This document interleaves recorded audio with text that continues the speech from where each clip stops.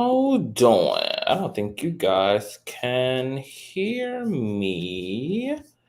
So let me do something. Well, y'all can hear me, but y'all couldn't hear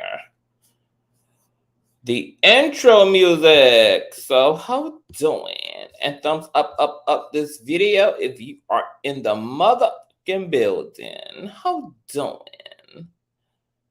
How doing? Oh shit. Wait a minute, girl. It's all type of ish going on. How doing? Oh my god. Okay. Where this white woman at? How doing? This is supposed to be okay.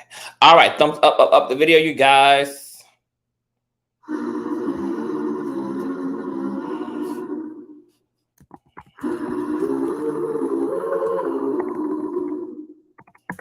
Don't know I'm no good for you. I've learned to lose, you can't afford to. Taught myself to stop you bleeding, but nothing ever stops you living. I can like say I like it like that, like it like that. I can like say I like it like that, like it like that. Don't too much already. I'll only hurt you if you let me. Call me friend, but keep me closer. And I'll call you when my time is over.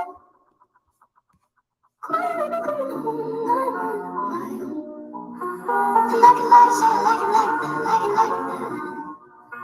Yeah, I can like say I like it like that, like it like that. Nothing is better sometimes. Once we both said our goodbye, let's just let it go. Let me let you go. Quiet when I'm coming home and I'm on my own. I could like say I like it like that, like it like that. I could like say I like it like that, like it like that.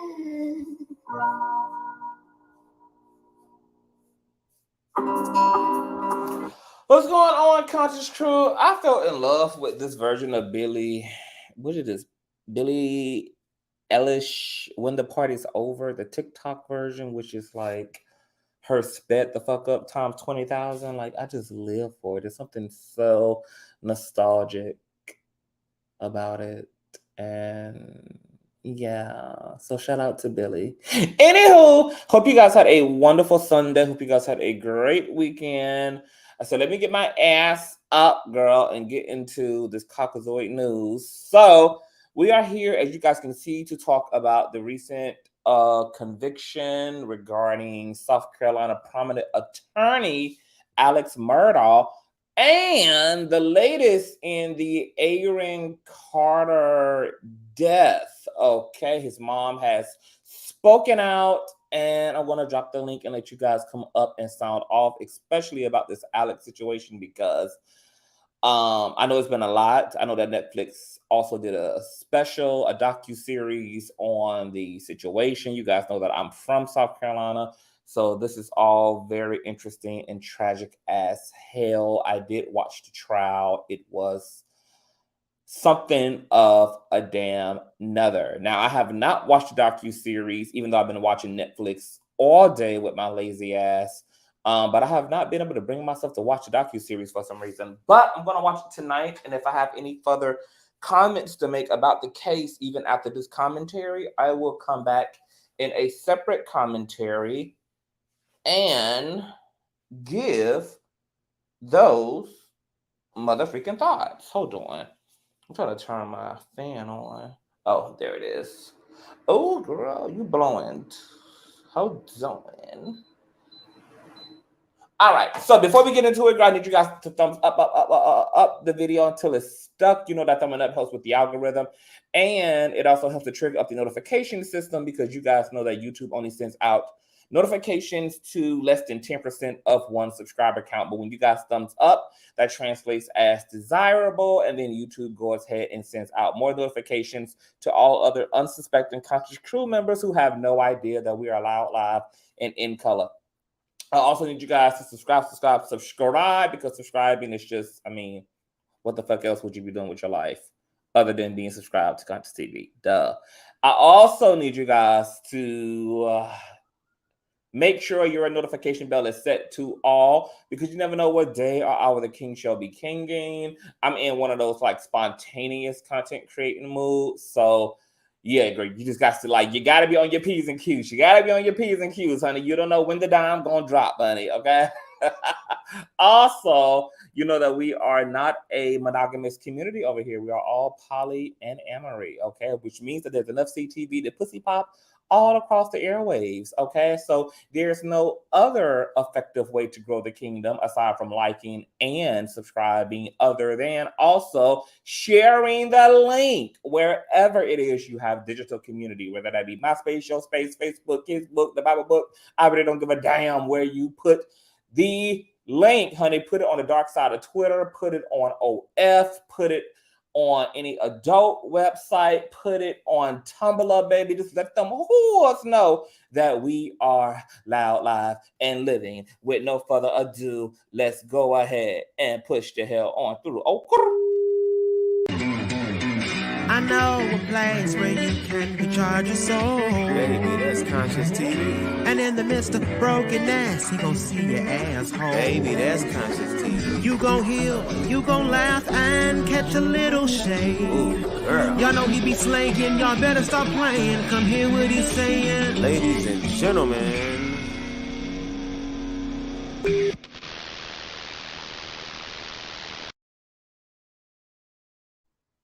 All right, you guys, let me speak to some of you guys coming into the sanctuary. Before we get started, please thumbs up. Moderators, please encourage everybody to thumbs up the video. Encourage the Bush babies to thumbs up the video throughout the commentary. Thumbs up. Thumbs up is more important than even subscribing, okay? We need them thumbs up. What's going on, Ashley? Hi, Marky. Hey, Lady Royale. What's going on? Good vibes. Hey, Lisa. Hey, BJ. Hey, St. Marquise. What's going on? Shayla. What's going on? T Lounge. Hey, Serenity. Kiwana. Shauna. BJ. Amara. Hey, Boo. What's going on? Jockey. Hi. Hey, Jay Goody. Hey, Natural Sophisticate. What's going on? Hi, Miss Babyface. Hey, Sexy 60. Tonia. Hey, Ashley. What's going on? Oh, Nancy Piece of Lisa. Hey, Pat. What's going on? Azure TV, who says, let's keep it a buck. Those Carters are some Walmart shoppers. Aaron Carter's mammy of no color is a snake. And she tried to get Aaron to lie on Michael Jackson. I actually did not know that. And I pulled up some stuff right before I went live on that situation. So we're going to be tapping into a little bit of that as well. So I want to thank you all for being here. I want to thank all of my PayPalers and Cash Appers and my Patreon members. You guys are a blessing and I love you long time, okay? I don't want to keep you long, so with no further ado, let's go ahead and move on into developing stories, Gworl. Okay, you guys know that Aaron Carter allegedly unalived himself or self-deleted last year, okay? He was found in his tub, deceased. There was a lot of, obviously, hypotheses and conspiracies around what took place. Ultimately, his death was deemed a suicide, okay? And I got a curved language for the sake of YouTube algorithm and censorship, okay? Self-deletion at best. However, Jane Carter, Aaron Carter, and Nick Carter's mother has blasted local authorities by releasing grisly images from the crime scene. And she alleges, well, I'll let you guys listen or read for yourself, okay? So let me go ahead and share my screen real quick. And once again, thumbs up as you guys are coming into the building. Okay, it's a lot going on in the world, girl. It's a lot going on in the world, child. All right, girl, courtesy of news.com. Okay. Aaron Carter's mom shares grisly new photos of late son's death scene. The mother of the late singer has shared disturbing pictures of where he died amid claims police didn't do a real investigation. The mother of singer Aaron Carter shared new photos of, hold on, the scene left behind in her late son's bathroom to call more attention to the ongoing investigation. James Gannett posted the graphic pictures of the bathroom, which showed that what appeared to be feces on the floor and a tub filled with green water, and noted that the images weren't taken by law enforcement, reported the New York Post page 6 section.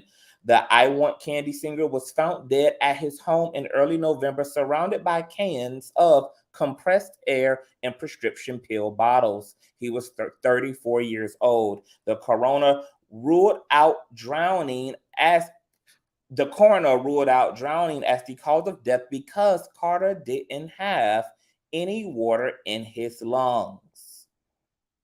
Quote, still trying to get a real investigation for the death of my son, Aaron Carter, she wrote on Facebook, adding that she believes the coroner wrote off her son's cause of death as accidental overdose. They never investigated it as a possible crime scene because of his addiction past. Ms. Gannett also included photos that showed towels laid down on the floor and a pile of soiled clothes, and added that the images hadn't been snapped by police. There is that green water. And I'm not going to show the rest of this for the sake of YouTube, but I will continue to read the article. Quote, but they allowed people to go in and out, although a lot of potential homicide information was there for years, she continued. Quote, Aaron had a lot of death threats and many people were making his life miserable. Ms. Gannett said that she was supported by her closest family and friends to post the gruesome photos because they haven't been taken seriously by law enforcement, especially in the town of Lancaster, north of Los Angeles, where the Aaron's party crooner died. Quote, because of my son's mental illness and prescription drug issues, they just wanted it to be something easy that they didn't have the time or inclination to address, she continued. Quote, this won't work for me or Melanie, she said of Aaron's on-again, off-again fiance, or anyone who truly loved him. We want answers. We want justice. There are people who must be held accountable. Mrs. Gannett said she hoped legal commentator and journalist Nancy Grace agrees to look into their case, but knows that she's busy with the Murdaugh trial, but it's almost over now. Ms. Martin later told website TMZ that she and Ms. Gannett suspected he ingested a drug that was given to him by a dealer who had texted him that, quote, he owed $800 for an unknown substance. I got the damn hiccups. Carter allegedly told the unidentified person he didn't need the substance anymore, but the contact told him he still needed to pay. The last message in the chain reportedly showed Carter asking whether he was being threatened. The exchange led Ms. Martin and Ms. Gannett to believe that the singer did meet up with the possible drug dealer and took a substance that could have ultimately unalived him. My God, today. Wow. So there's that. What's going on, Muslim Geechee? So Aaron Carter's mother is not holding back. She wants justice for her son. She believes that he was discriminated against as it relates to the way that his death was handled. And because he was an addict and he had mental health issues, she believed that authorities relied upon that in order to close the case and get it over with, while there are things in the environment and things that were discovered in his text thread that made her believe that it very well also could possibly have been a homicide that was set up to look like a self-deletion attempt. She also made note that that tub full of green water is very suspect because of how much water was in the tub prior to the removal of Aaron's body. Okay. So that really stood out to her because upon his body being removed from the tub, the water should not have been as high as it was. So there's just lots of things that just make that stand out to her. And before I knew there was a text thread and that there was this interesting exchange between Aaron and his alleged dealer, you know, I thought what everybody else thought, that this was definitely self-deletion, but that thread does pose easily another way to interpret the death of Aaron Carter. And I do believe that that text should be of interest to FBI, to local authorities. I think that it's worth a look into. People are unaliving people for a lot less than $800, and we are talking about the world of drugs, which is connected to the world of crime. And we know that people are unalive, burglarized, beaten, and have all type of horrific things done to them when they owe money to dealers who act almost as loan sharks. And this man clearly, whoever this unidentified person was, clearly is interested in his money and still felt like despite Aaron not needing the narcotics, that he still needed to pay the hell up. And if Aaron Carter passed in the interim of that, that is very much so suspicious and suspect. So definitely a second look into this case would do this thing some justice. What do you guys think? Do you guys think that there's enough there to pose as a to have this death interpreted as a homicide rather than a self-deletion? Or do you think the mom is being overzealous and just cannot accept the hard, difficult truth that her son just did not want to live anymore? Ray Dodd says, I saw 2 of the photos on Reddit this morning, and those were enough for me. Okay, enough in terms of what? Enough for you to believe that this was a homicide, or just enough for what exactly? And the pictures that are on most of the blogs are of the tub being filled with the green water, soiled clothes on the floor, etc. There's one towel that looks to be covered in feces. Why that is, don't know why it would be feces, but it's a lot going on. They need to look into it. They definitely need to look further into it. Yes, but mayonnaise folk do things differently. Yes, they do. So we'll see if she can get attention brought to his case and get it actually reopened. And she's going to attempt to get Nancy Grace on it. You guys know how country and loud Nancy Grace is, okay? Nancy Grace also spoke out regarding the Shanquella Robinson death, which unfortunately has still not been resolved. And as far as we know, there has still not been any arrest regarding Shanquella Robinson's assailants, who are still living free and working and moving on with their lives. Very, very bizarre. We also know that things also sometimes take a long time when it comes to the law. So we're still keeping our prayers up for that. Ty says the recorded phone calls of him huffing was very sad. It was on YouTube, but may have been taken down by now. He was constantly huffing during the calls. Why would the water in the tub be green? I'm not really sure what caused the water to be green, to be honest. The whole thing is very, very weird and bizarre. Now, upon me creating this watch page, somebody made me aware that Aaron Carter that his mom tried to get him to make allegations against Michael Jackson during Michael's, controversial trial. I didn't find anything regarding the mom, but I did find that Aaron Carter spoke out against rumors and claims that Michael Jackson had touched him, but not before he had also allegedly recalled a very interesting experience with Michael Jackson at some point in time in his life. So I'm going to go ahead and share this a little bit. You guys can tell me what you think about this as well. I don't really follow Mayonnaise folk like that, so I don't really be all up in their business. So I really, a lot of this stuff I never knew. Okay, but this is from independent.co.uk.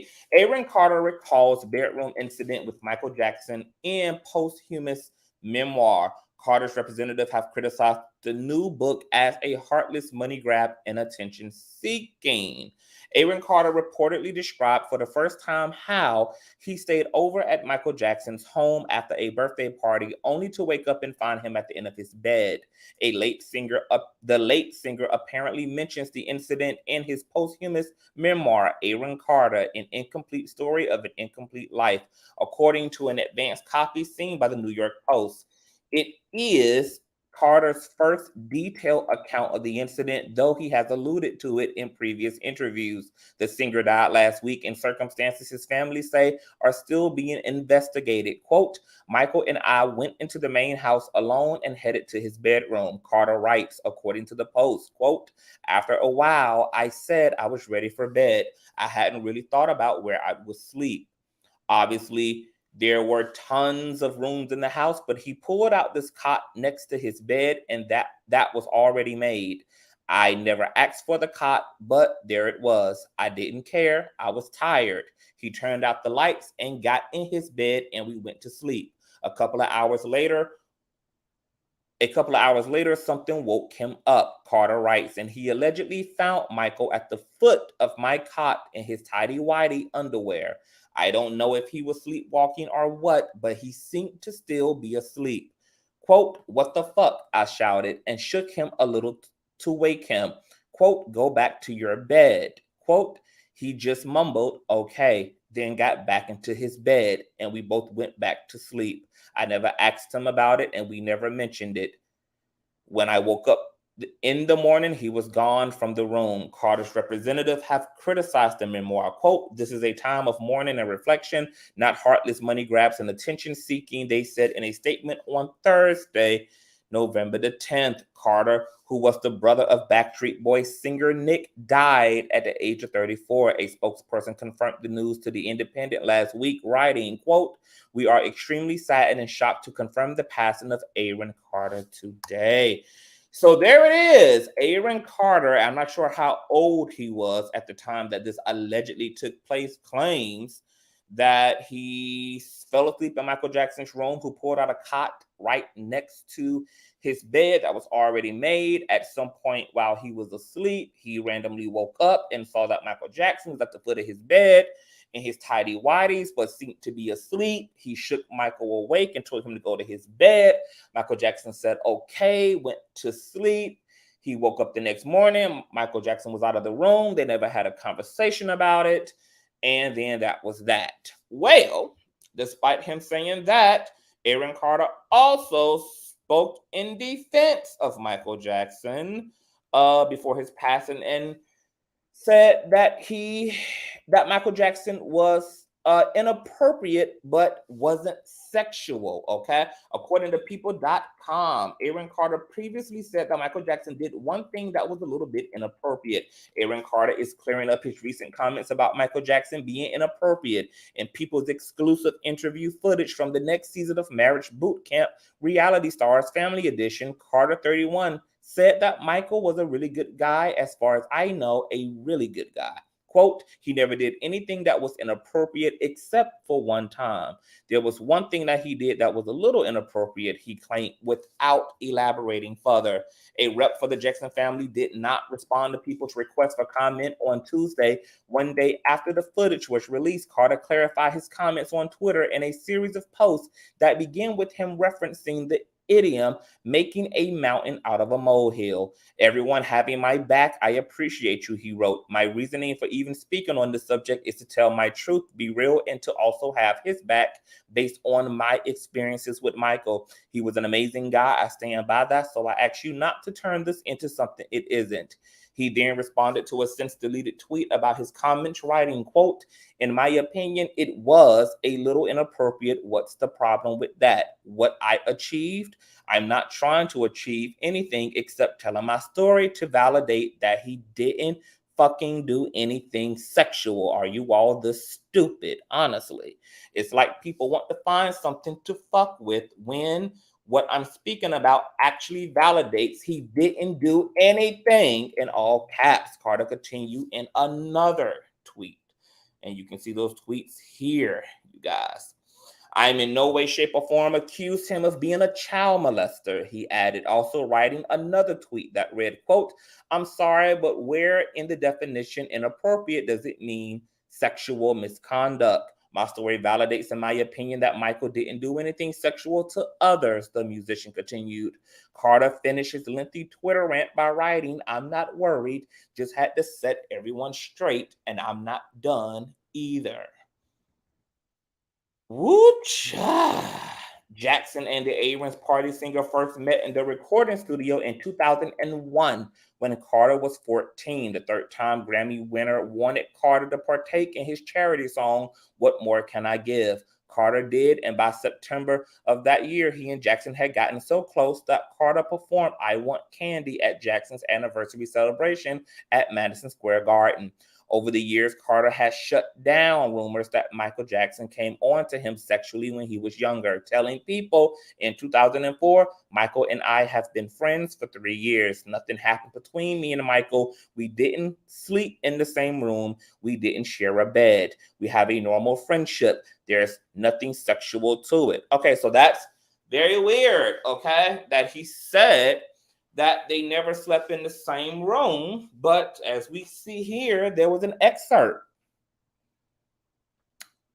from his memoir where he spoke about sleeping in the same room. Okay? I'm going to get into my thoughts in a minute. Let me finish reading. Carter's defense of Jackson comes just weeks after HBO's Leaving Neverland documentary aired. The two-part, 4-hour documentary detailed the alleged sexual abuse Wade Robson and James Safechuck suffered when they were children at the hands of Jackson. Since the documentary premiered on television in March, Jackson's family has vehemently denied the singer did anything wrong and have even released their own film in response to Neverland firsthand investigating the Michael Jackson documentary. You guys know that I dragged the living shit out of Oprah, Manny-fied rent-free, okay, who also got such backlash for the documentary that she ended up taking it down and tucking it to the furthest regions of her personal website, okay? But took it off of all mainstream media programs that she leads with. And we all know that Michael Jackson, despite white America putting him through a grueling trial and investigation, I'm talking about as far as taking nude images of him spreading his cheeks apart. I mean, they ripped this man apart. But it all fell apart through the investigation. Thank God. They found that DA and investigators were planting false evidence. These kids were put up to lies, a money grab by their parents. It was a hot mess. And Wade Robson and the Safechuck bitch also were proven to have been liars as well. It's just been a hot, shitty ass mess. Okay. And now here it is. We have Aaron Carter, who also, I mean,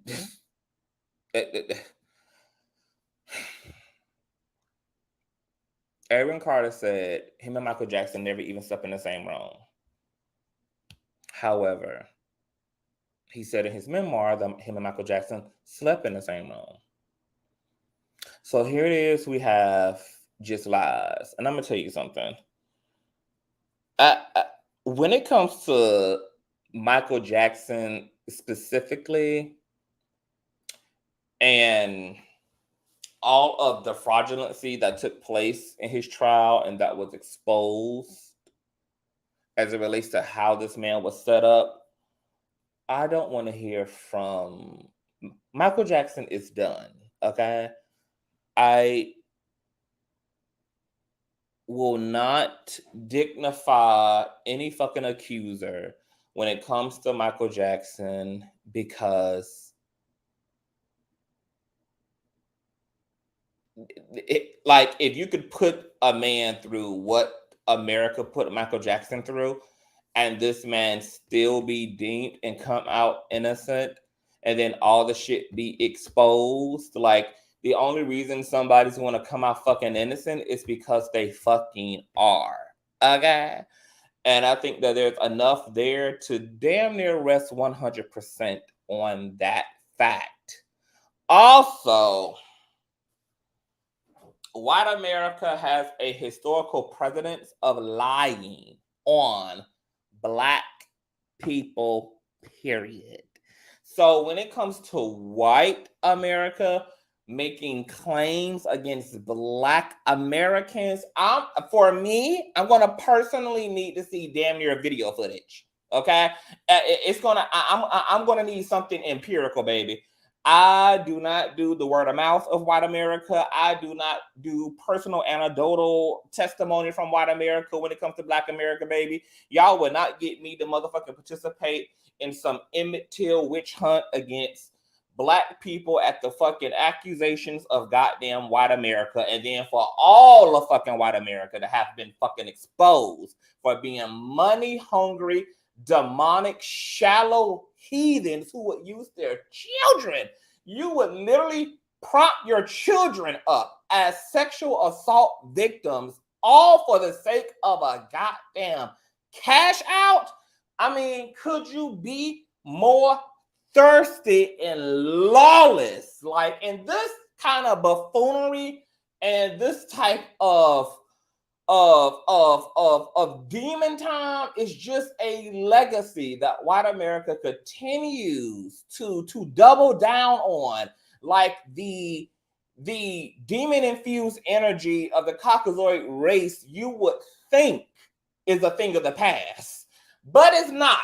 It is just as alive and vibrant and healthy and full of itself today as it always has been. And I'm not talking about all white people. I'm making a very general historical statement regarding the dynamics between white people and Black people in the West specifically.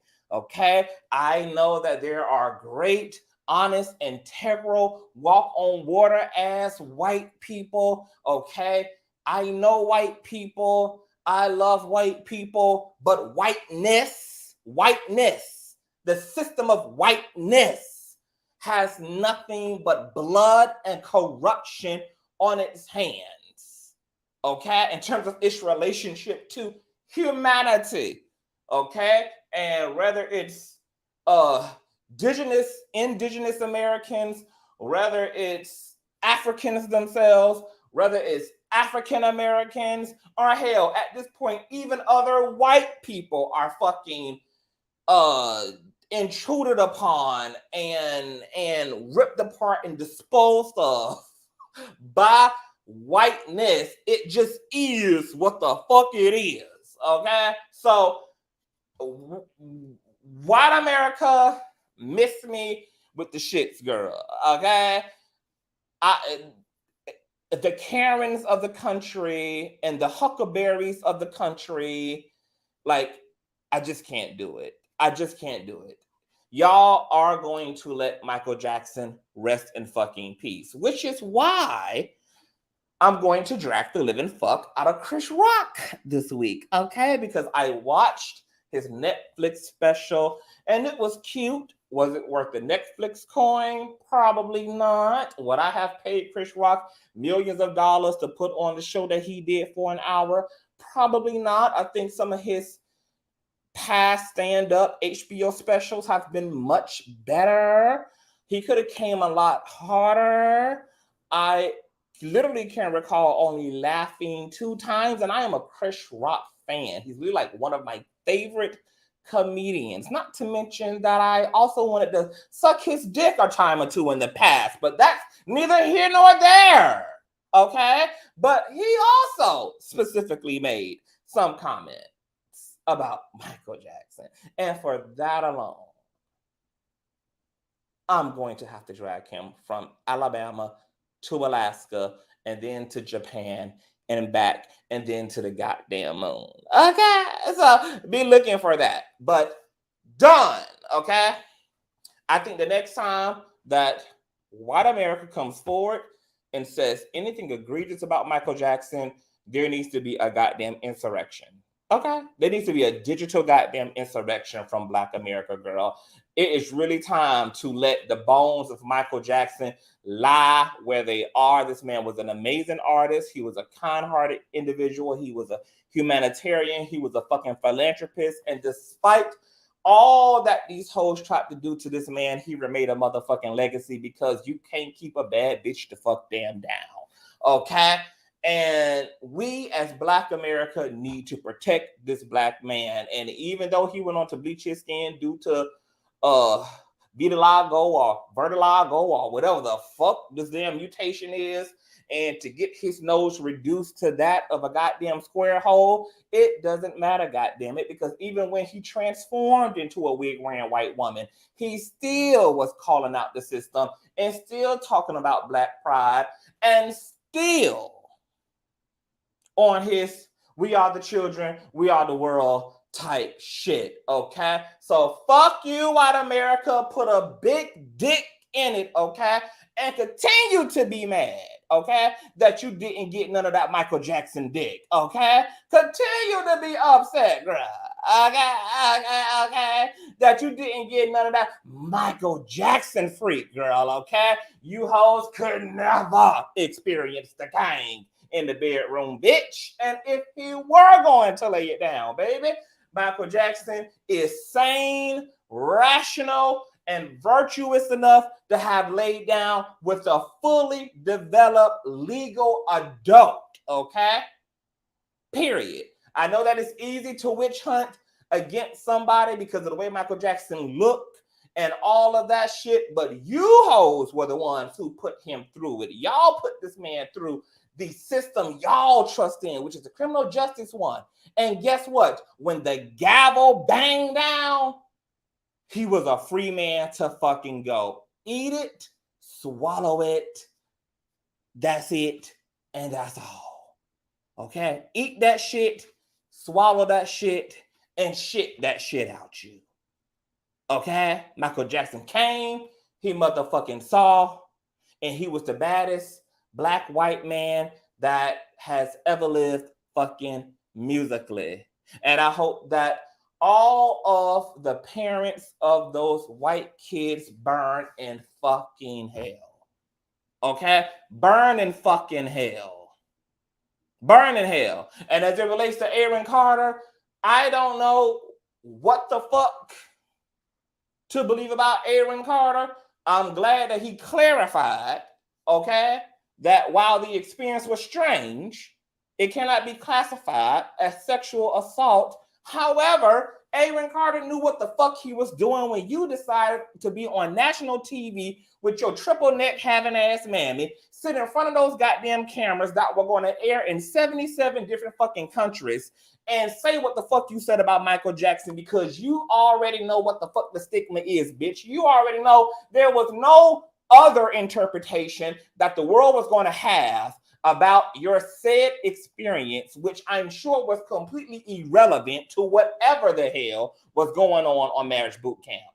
I'm sure that whatever the hell was going on Marriage Boot Camp ain't have a goddamn thing to do with Michael Jackson walking around in his master bedroom that cost $1.7 billion goddamn dollars in his damn tidy whities. And if in your mind you had already interpreted as non-threatening, non-sexual, and non-criminal, then what the fuck was even a motherfucking point of you opening up your wide open throat ass goddamn esophagus and citing it to begin with, bitch? That's some shit you could have took to the tub with you. And, like, it's just like motherfuckers just want to say anything. Like, just want to just say anything that can be said. Like literally, he out here windmilling on Twitter over some shit he put out talking about y'all making a mountain out of a molehill. No, ho, you the one who gave them the goddamn mold to make a mountain out of. You the one who decided. And I also love all these hoes who got Michael Jackson name in their mouth long after this man done hit the fucking grave at that. It's like y'all walking around with this pseudo sense of security because y'all know this man is not around to defend himself, and y'all know that his family is too motherfucking busy to even really take the time to address any of you fucked out weird assholes. Had he talked about his motherfucking addiction rather than talked about being blessed enough to be in Michael Jackson's quadrillion-dollar ass master bedroom that got goddamn zebras and monkeys and shit hanging on ceilings in it, then maybe he could still be with us today. You know, if some of these people would sweep and say, I don't even mean to be rude, but fuck it, bitch. Because see, the way y'all disrespect motherfucking Michael Jackson ass bitch, I don't be giving a fuck about disrespecting y'all hoes. Okay? See, I have no respect of persons, okay? Because while you were sitting here on the goddamn verge of fucking life or death, see, that's what your priority should have been.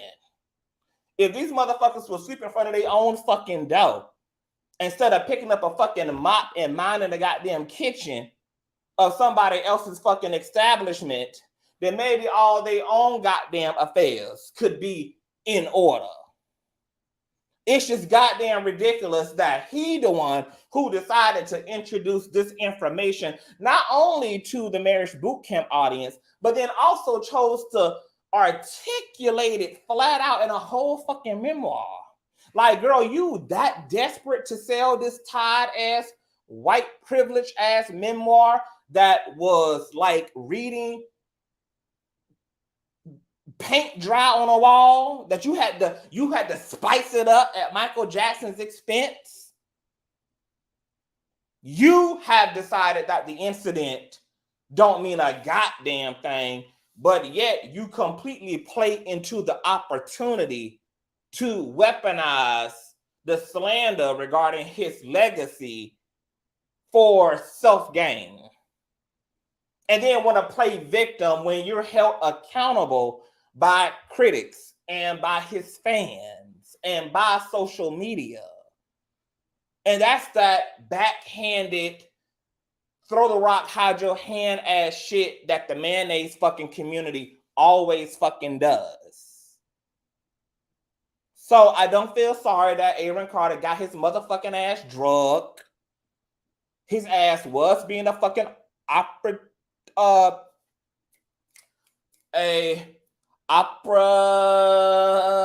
what's the fucking word I'm looking for? He was being opportunistic, bitch, okay? He was being opportunistic. He was trying to get his 15 minutes, trying to get his algorithm together at Michael Jackson's expense. It backfired, as it always does, girl, because they got an old Native American ass curse, girl, on any bitch who speaks negatively about the musical king. And even though Aaron Carter is full of fucking shit, I also still stand by the fact that his death can possibly be a homicide and his case should be reopened. But fuck you, Aaron Carter. And Tupac's wife, bitch, black people can't be racist. Find another motherfucking word, okay? Find another motherfucking word. Thank you, Shauna. Opportunistic. No, it's another word. It's the other word, not opportunistic. It's something, girl. It's something. Any fucking way. Tupac's wife, I have already I don't hate anybody. Well, that's not true. I absolutely do believe that all racists, all sexists, all misogynists, all queerphobics, all xenophobics, and all bigots should absolutely burn up into hellfire for eternity. But if anybody of any race, culture, or creed is not any of those things that I just listed, then they all should go to heaven. Mhm. No, well, where did you get that notion from? Because your Bibles, separate the children of God from the children of the devil, baby. uh, the biblical God, at least, says all these bitches are not his sons, honey. The biblical God, baby, say all these bitches are not his son. The biblical God said, baby, that's some human shit. Y'all done connected to romanticize God, baby. He says some of y'all are from the devil, baby, and do your father's evil will, okay? Some of y'all are from his, honey. So these earthlings got two different sets of parents, baby. So this all God's children shit, that's your personal narrative. That's your personal religion, baby. Half added. Yes, all souls matter to some of y'all, baby. But, I don't mind seeing some of these hoes go to hell. It is what it is. Moving along. Speaking of mayonnaise culture, Alex Murdaugh, okay, a prominent South Carolina attorney, has been sentenced to life for the double homicide of his poor wife and son, girl. Now, I had made a community wall post. Let me see here. Hold on, let me see if I can find it. Last week, I believe, regarding. Oh, here it is. Let me share my screen, girl. Okay. Regarding the trial that was taking place. Now, listen to this, girl. Prominent South Carolina attorney Alex Murdaugh is currently on trial, or was currently on trial, for the execution-style double homicide of his 52-year-old wife, Maggie, who was shot multiple times with the AR-15 rifle, and his 22-year-old son, Paul Murdaugh, who was shot in the back and in the head with a shotgun at the dog kennels located on the family's estate. Prosecutors say the motive was a failed attempt by Alex to distract the courts and public from the 99 fraud charges he is facing prison time for. Prosecutors are yielding a critical piece of evidence in their argument against the now disbarred attorney that was discovered by investigators who Alex initially told that he had not been to the dog kennels on the property the night of his wife and son's brutal slaying. However, upon the retrieval of Paul Murdaugh's phone, where footage that contained audio featuring the voice of Alex Murdaugh and dogs just moments before the unaliving of his son and wife at the dog kennels, prompted authorities to charge Paul accordingly. Alex accordingly. Other strange exhibits in the case against the defendant is him calling his wife and son repeatedly after the murders, while tracking data on their phones pulled by prosecution revealed that they were only mere yards away from Alex at the time he was calling them both. Despite them not answering, he never made any physical attempts to reach them, although they were on the same property as he. Prosecutors believe this was Alex attempting to create an alibi for himself. Prosecutors also brought Alex's sister-in-law to the stand, who testified that Alex told her that her sister did not suffer despite the violence. She also expressed that Alex did not show any signs of grief during the months following the death of her sister and nephew. Also, a .300 blackout caliber weapon was used, and several blackout cartridges were found at the scene of the murders, which matched in several ways to the other rifle cartridges found around the Murdaugh estate, which led prosecutors to believe the wife was unalived with a family-owned weapon. Alex also blamed lying to authorities about his whereabouts the day of the murders being due to his paranoia and opioid addiction, which left his mind foggy and anxiety-ridden. Alex's surviving son took the stand in defense of his father and stated his dad was grieved and has shown hurt and heartbreak towards the loss of his wife and child, despite the sister-in-law's perception of his father. Alex declares that he is innocent despite the financial crimes and other aspects of his life that he's been dishonest about, including lying about his whereabouts on that tragic day. He is currently still facing charges for the 99 financial crimes he committed that will be confronted legally, but separate from the homicide charges. Okay? Well, after it was all said and done, baby, Alex Murdaugh was found guilty and sentenced to fucking life in prison. Okay? We're going to do a bit of a fair use and check out what his face looked like when he was standing before a black judge and sentenced accordingly for unaliving his wife and son. This is covered by that old nasty piece of fair use, honey. Okay, we're going to play a few minutes of this clip here. On each of the murder indictments, in the murder of your wife, Maggie Murdaugh, I sentence you for the term of the rest of your natural life. For the murder of Paul Murdaugh, whom you probably love so much, I sentence you to prison for murdering him for the rest of your natural life. Those sentences will run consecutive. Under the statute involving possession of a weapon during a violent crime, there is no sentence where a life sentence is imposed on other indictments. That is the sentence of the court, and you are remanded to the State Department of Corrections.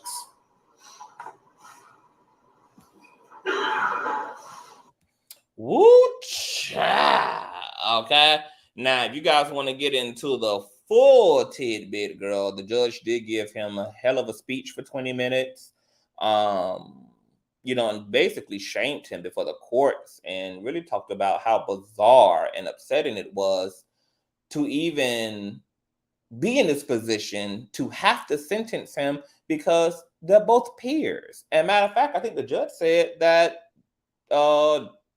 this dude got into law way before he did, or earlier in his life before the judge did. And yet, now look at them, So very, very upset was the judge. But to be honest, I hadn't even watched the docuseries prior to watching the trial. Matter of fact, I learned about the whole incident because of the trial coverage. And it was just very obvious that this man was guilty from the stand. I mean, he was flushed, he was red, he was inconsistent, he had very much so selective memory.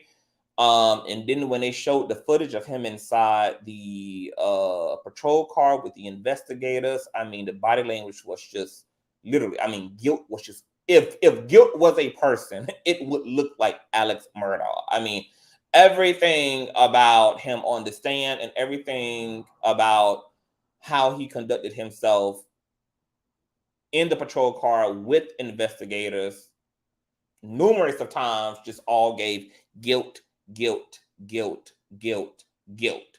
And what got me more than everything was really him lying that he was not at the dog kennels where his wife and son were brutally murdered. And then when it came out, thank God to the footage on his son's phone that was retrieved at the crime scene, come to find out your ass was down at the kennels in the same time frame that your son and your wife were unalived. And then when they pulled the tracking information from Paul, Maggie, and Alex's phones, where he was at one point trying to call them while they were literally only mere feet away from him technically. And once he left the home to go see his mother, he never went to go see about Maggie or Paul. He never just drove on down to the kennels to ask them or say whatever he had to say to them. He just jumped in his car and went to his mom's house. Like, that was very weird to me. Like, if you had something to say, which is why you were calling them both by cell phone, they didn't answer you. They didn't answer you because they were already dead. You knew they were already dead because you were the one who unalived their ass. But you tried to set up a fake ass fucking alibi by calling them in order to act like you are removed from the situation, far removed from the situation, have no awareness of what has happened. But if you were going to call them,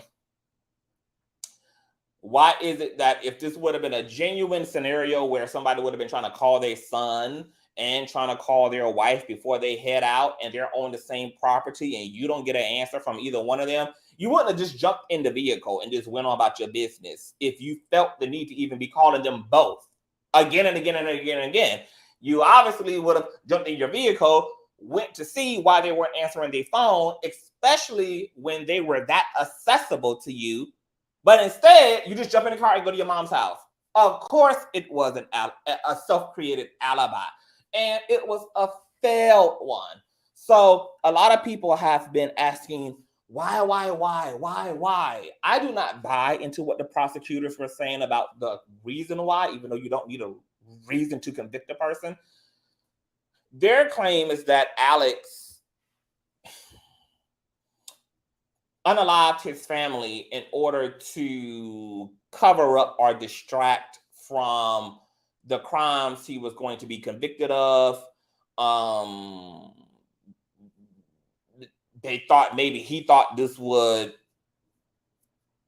offer him sympathy if he became the victim in the same instance that he's being looked at and investigated as a villain.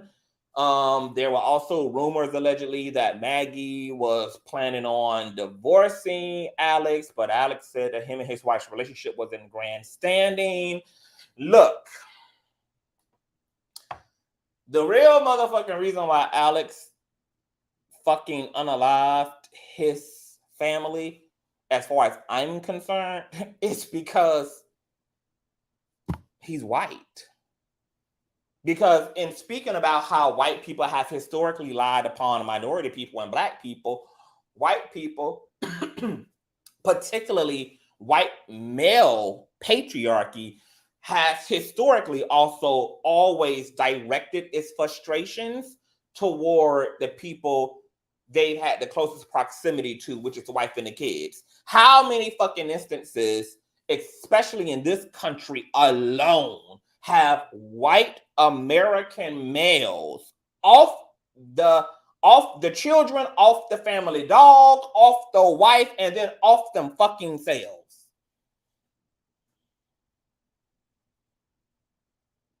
And the kids and the chia pet and the wife ain't got a damn thing to do with the frustrations of the head of the household. And yet they the first to go. Yet they are the sponge for the rage and anger in the white American male, who's dad and husband. Literally, there are countless, endless thousands of instances of white American men unaliving the whole fucking family because they in their feelings, because they mad as hell, because they got an extra soft hell. They need to really be investigating whether his ass was having a goddamn affair. We know even according to the first 48 alone, baby. According to America's Most Wanted alone. According to all them true crime shows. Girl, how many times have white American men off the wife and the kids because they got a new tenderoni, honey? There's a new pretty blonde bitch in town. And for whatever reason, just simply divorcing a person. Oh, we know why white men don't divorce. That's way too much, because typically a prenuptial agreement has not occurred, and white men are afraid that Becky with the good hair is gonna take half of all they got, and they need all they got to impress the new bitch with. So they can't have themselves going into new endeavors with younger tenderonis only worth half the goddamn gross salary that they typically earn. Baby, they need all their coins, so they got to unalive the wife. I just thought about that. But when I was listening to prosecutors, I'm just like, baby, white men don't need a motive, baby. Okay? Their motive is they're mad. Their motive is entitlement. Their motive is psychotic. Okay? Which is why we're still wondering why in all the docuseries that Netflix and Hulu and HBO want to do, bitch, why none of them want to do any of these goddamn specials on the psychology of white male fucking privilege that has led to the genocide of whole communities, the goddamn enslavement of whole populations, the goddamn stealing of entire land masses, and the destruction of whole nuclear families at the hands of white male rage. Okay? White men don't need a motive. Bitch, I'm mad. That's the motive.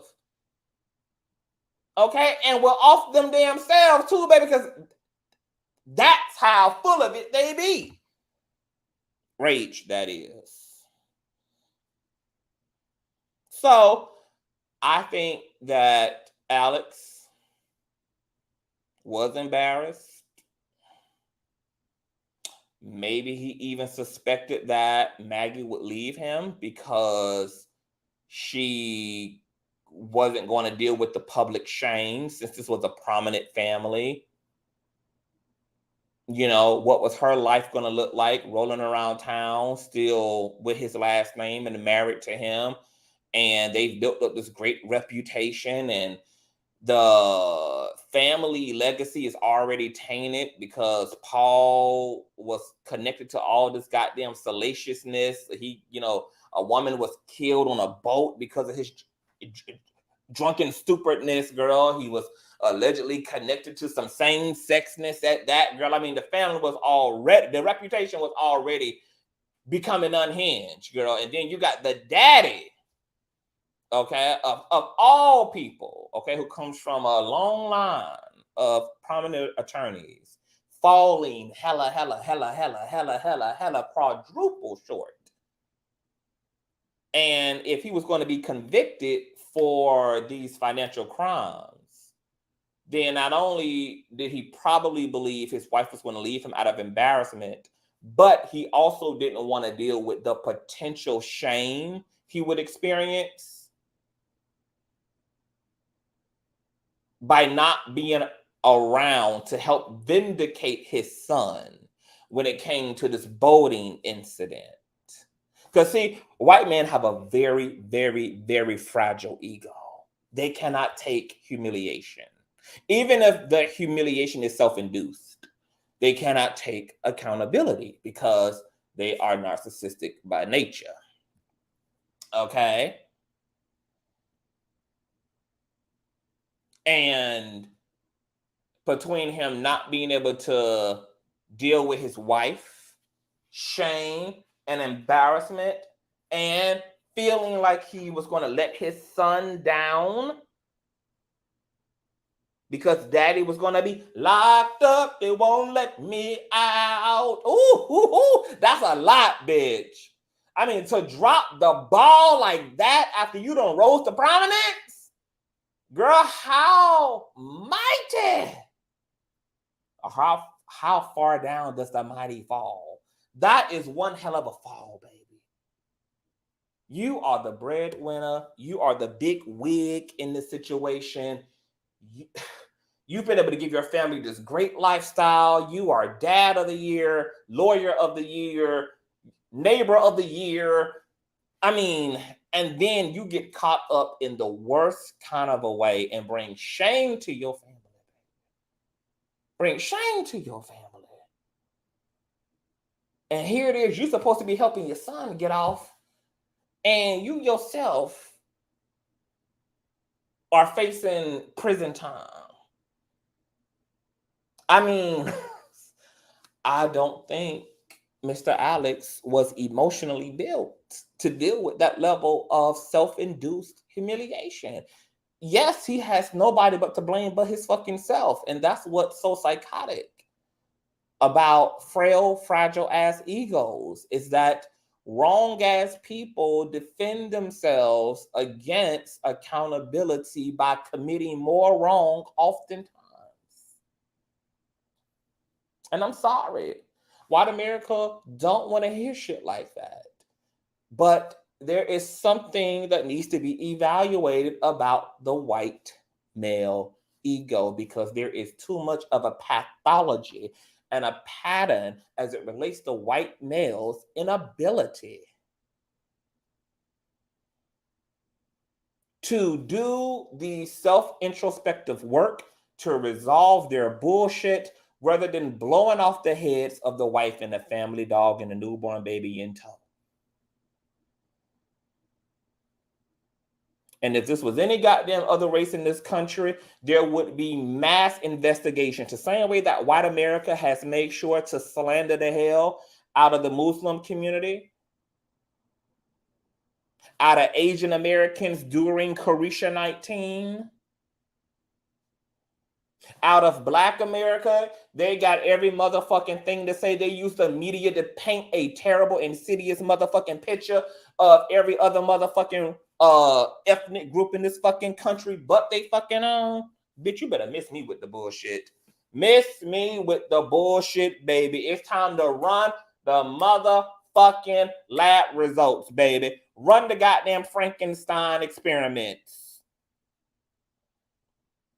Because if there was any other goddamn race, baby, it would already been up till it's stuck. But because it's white America, we got to take the easy way out with the explanation. No. Alex's whiteness collapsed him. He lost his motherfucking mind. He knew he was going down Barbie. He could not deal with the shame of letting down his son, who was dependent on him in his own crimes and fucking situations. And he could not look his wife in the eye. And he couldn't deal with the consequence of letting them down. He knew damn well Maggie would leave his ass, and rightfully fucking so. Why should she not? She didn't sign up to be with a fucking thief and a fraud. She didn't dedicate her life to reproducing and creating with a fucking monster, with somebody who's deceitful and dishonest. And it's not even just about the crimes themselves. If you are deceiving this over here, then why should I not also believe that you're deceiving me in this marriage? What else are you lying about? What else are you not upfront about? What else are you hiding and have been hiding? Because now there has to be an indictment against your entire character. He knew it was over. He's a lawyer. He knows how this goes. He knows how this goes. He knows what the stakes were. And his whiteness felt him. He lost his motherfucking mind. And then probably thought after losing his mind that he would be able to probably play the role of a grieving father and husband. And probably hoped that this would lend him some social equity as it relates to the criminal justice system and them taking it easy on him. This man has poor man who's done all this work to be who he is and for his community, and he's lost his wife and his son, and the perpetrators are still at large, and he had to find them in a pool of their own blood. And oh God, it's so evil. It's so, oh God, it's so evil. Like, The level of selfishness is just wicked. Wicked, wicked. How do you take the life of your own people for no reason? The father takes the life of his son. The husband takes the life of his wife. And this is a prominent attorney.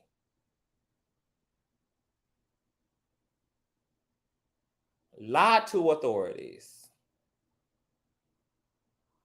You go see your mother at a very odd hour of the night. Why? None of it makes any sense. And yet, Alex got his ass on the stand and thought he made sense. And what he couldn't make sense of, he just all deflected from. You would think that a man who lost his wife and son to a brutal murder, and you found their bodies, would just be devastated throughout the whole trial. But when he was on the stand, you could tell this man was completely in his head the whole time. This man was doing math the whole time in his head. Like, there was no emotionality in him. I mean, he just looked and reeked of fucking guilt. But what got me was when he just kept calling them, and he was only mere feet away from them, and he never even went to see about them once he left the house. That just did not make sense to me. So, life in prison. Of course, he's going to attempt to appeal. To no avail, I'm sure. And the poor son, the surviving son, who believes that his dad is a great guy, and believe that whoever took the life of his mother and his brother are probably the angry mob of social media bandits who, were angry at the family, particularly angry at his brother, for the alleged accidental unaliving of this girl regarding this boat fiasco.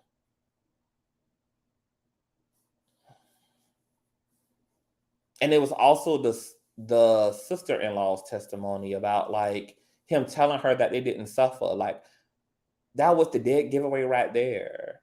Like, and what type of fucking psycho does that? Like, this dude really told his sister-in-law that Maggie didn't suffer.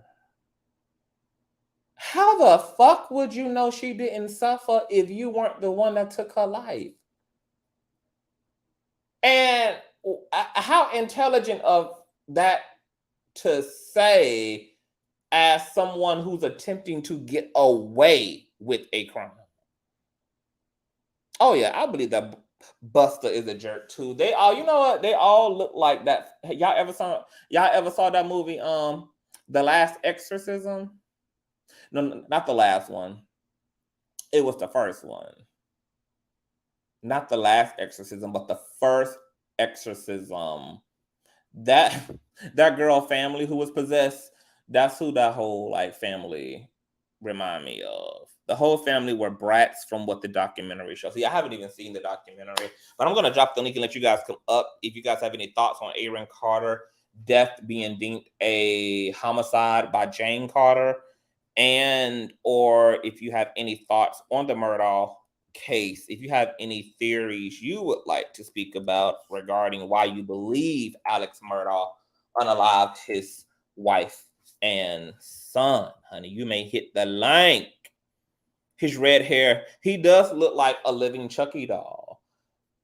And he did scare me. When I was watching the trial, honey, he was just sitting there with that goddamn doll baby hair on his damn head, girl. It was giving me very much so Annabelle tease, girl. It was giving me very much so Megan, honey. It was giving me very much so, yeah, Amityville horror, girl.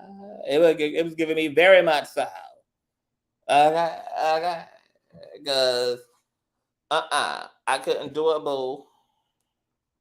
I wouldn't even have been able to be classmates with that nigga, baby. Sugar. I would have had to be relocated. Okay, hold on, Shauna. Hold on, Shauna. Yes. Hi. How are ya? I am awesome. Thank you for being here. What are your thoughts? Okay, so I watched basically all 6 weeks of that trial, and actually, I started following the case. Sorry, and I started following the case when I heard about initially when they got shot, but then when he got that attempted offing by on the side of the road made me perk up. You remember that part of the story where he said he had a flat tire and all that business, and it's like I think that's when everybody. I was like, oh my god, somebody's really targeting this family, especially after the boat crash. So I've been following it for a couple years. But you know what was also interesting, if anybody was able to follow, he was telling on himself. Yeah, he's a pathological liar. But the interesting part, what you brought up, was very important. How he said they didn't suffer. Like, okay, all right, well, that's odd. That is an odd thing to say, but people say what crazy things. But he also told his sister-in-law, whoever did this planned this for a long time. Like, what? Like, who would say that? Like, he told on himself. And he also, another thing he said, when the prosecutor asked him, so you think who do you think killed or hurt your family? And he said, he thought it was the boat case. Something had to do with the boat case, and some vigilante wanted to go after his son. And they're like, well, why? What? Who's this person? Who do you think this person is? And he said this person, whoever it was, hated Paul. He hated him. He had to have hated him. He was talking about himself. Oh my! Well, you are so right, Shauna. Yes. Because I'm sitting here talking about the wife being filled with humiliation. What if Alex was already filled with humiliation as a result of the predicament his son Paul put him in? Because white people take they take their whole right. They take their whole shit public image very seriously, and Paul's bullshit done stain the reputation, and he himself is already under fire. Oh, that man was gonna kill somebody. Exactly. Exactly. So the fact punching bag for something before it was all said and done. Right. So he said, he said this on the stand. It's like that fool, and that's another thing. Nobody testifies. No defendant. That's ridiculous, whether you're innocent or not. You just don't. And the fact that he was so narcissistic to think he could get away with it, he could talk himself out of it, goes to show that that's another reason why he's 100% guilty. The fact that he thought he could get up on that stand and talk his smack and try to get out like he usually does, because he's never been held accountable. But one more thing is that which was also seed of guilt for sure. Another thing is the fact that the financial position he was in. So he's used to stealing from people to catch up with his other debts. Robbing Peter to pay Paul. Well, when that boat case happened, there was no money left to pay the family of the young lady who died. So, and the reason why there was no money left, like insurance wise, because he couldn't get covered from his housekeeper's death.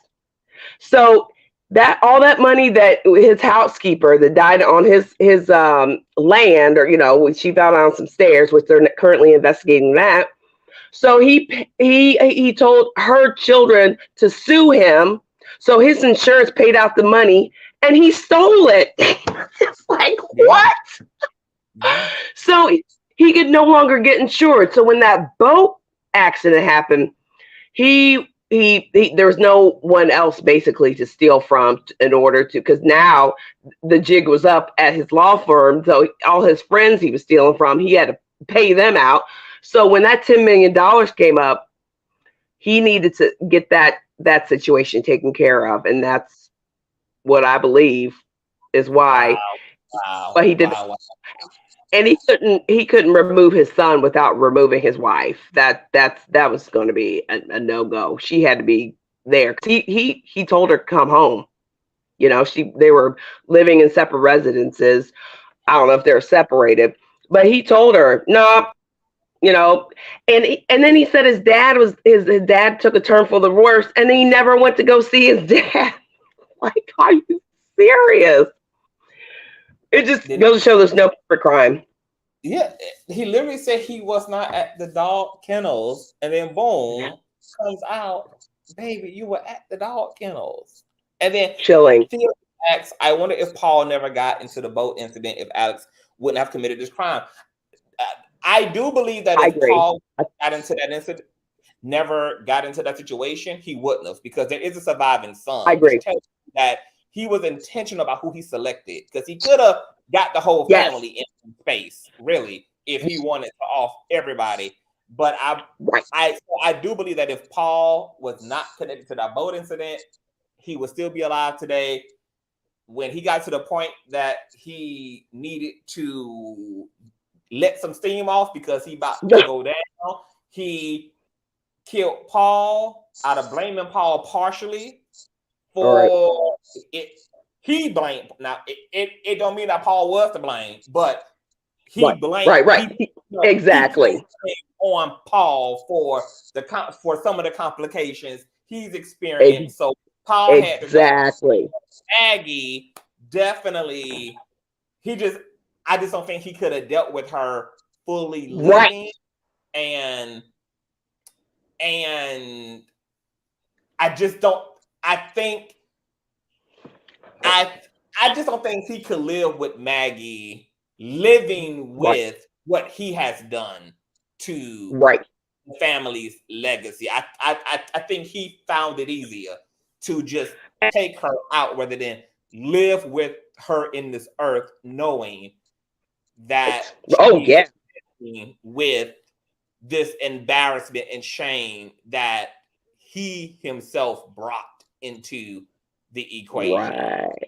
Right. And not to mention they had just discovered his pills. So he's like, well, I might as well get her too. They just discovered his pills. All them pills he was taking. That was recent also.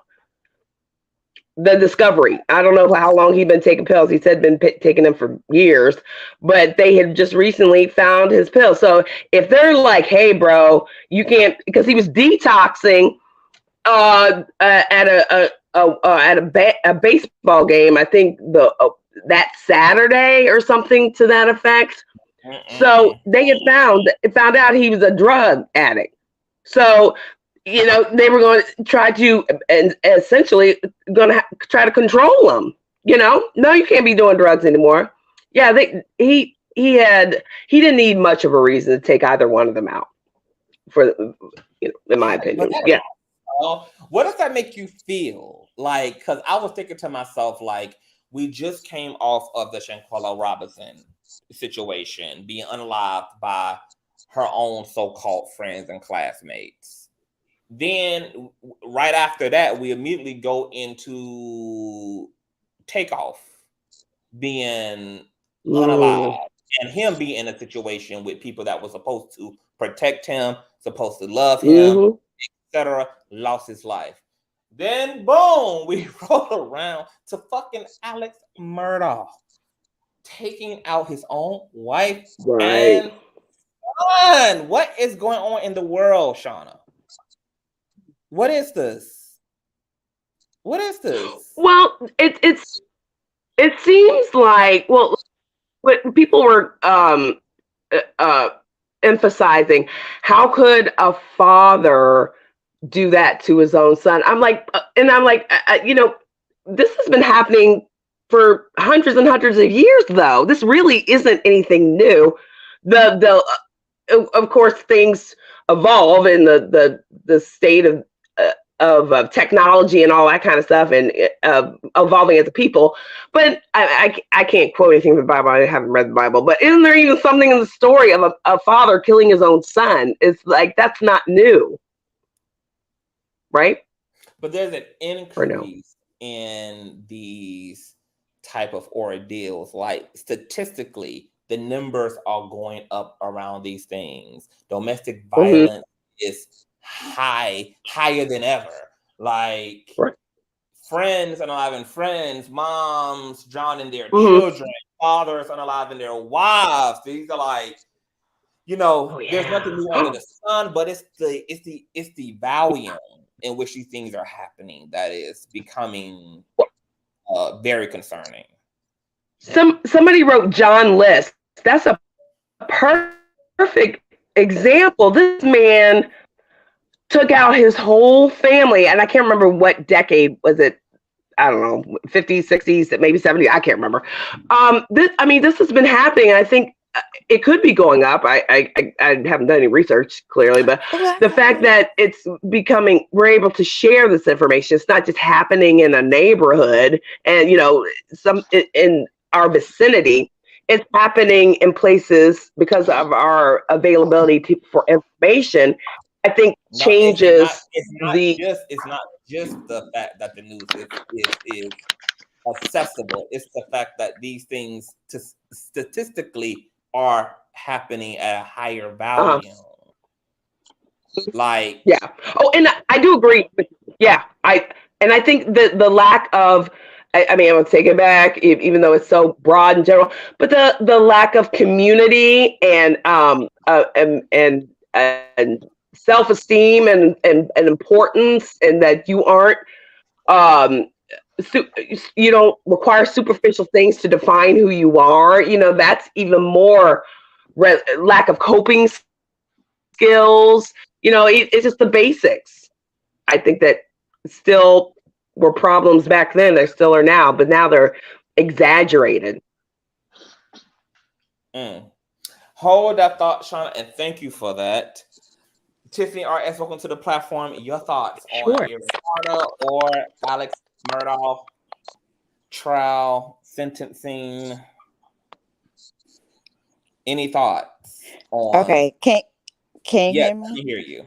All right. Well, first of all, this is my first time calling in. Welcome to the platform. Yeah, I've been here for a very, very long time. I stay in the bushes, but I come out and windmill in the cat when I need to.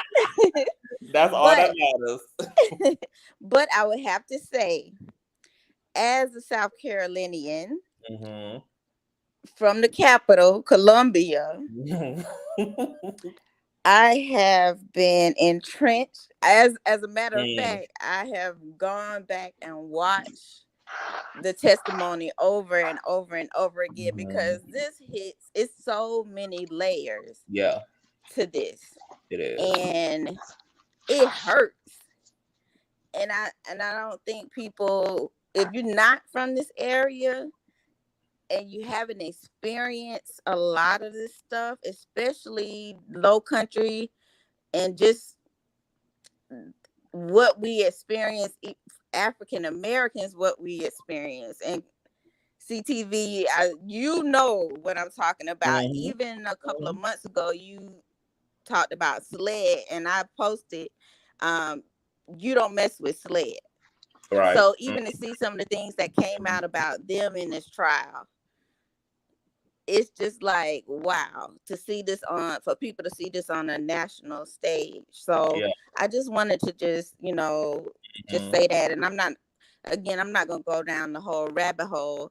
But one other thing I wanted to point out as well, for me as a pharmacist, for that man to get up there and say he was taking Oxycontin and oxycodone, and he was taking 60, 70, 80 pills a day, that was a blatant lie, because for 20 years, he would not be here. Yeah. So easily. I'm sorry, I didn't hear you. I was saying easily, even though Tyrus got all this feedback.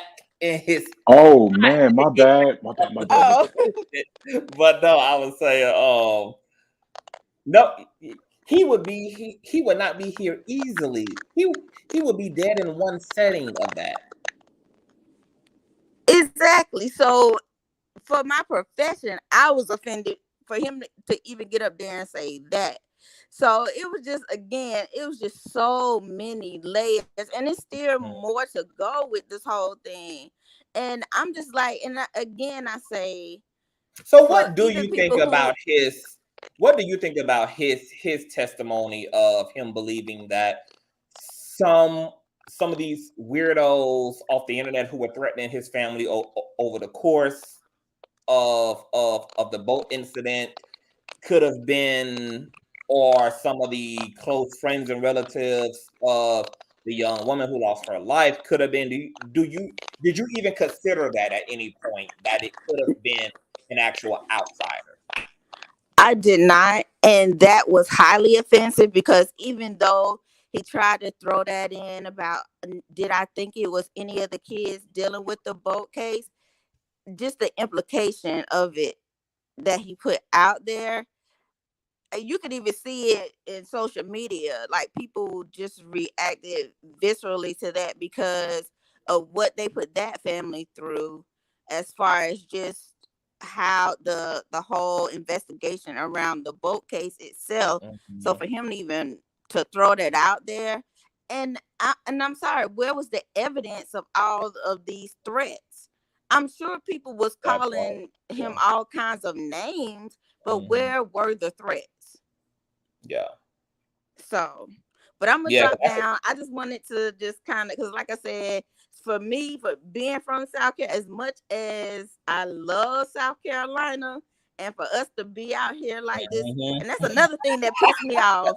I'm like, y'all got us out here looking like we just geeks. But well, no, you know what though? Since white America want to be separate, let them charge this to white America, baby. This ain't got nothing to do with black South Carolina. Okay, this ain't got nothing to do with the black side of South Carolina, honey. But we have been quiet for a long time, so it is crazy to see something like this happen, and and it's gotten national media coverage. It is very wild. I don't know what type of rock I was living under, because I had no idea this had even happened. Like, even when the news first hit, I never heard any of it until I just saw the child posted on my watch page. I mean, on my homepage on YouTube. That's when I learned that Alex was up and he was from South Carolina. I'm just like, oh my God, wow. Like, I literally. I was so proud of you though. When you posted it, I was like, Mhm. yes, Conscious, yes. I was so proud when you posted it, because I knew you was gonna go down the rabbit hole once you, and then you saw it was from South Carolina too. I said, Yeah, yes, he gonna go down this rabbit hole.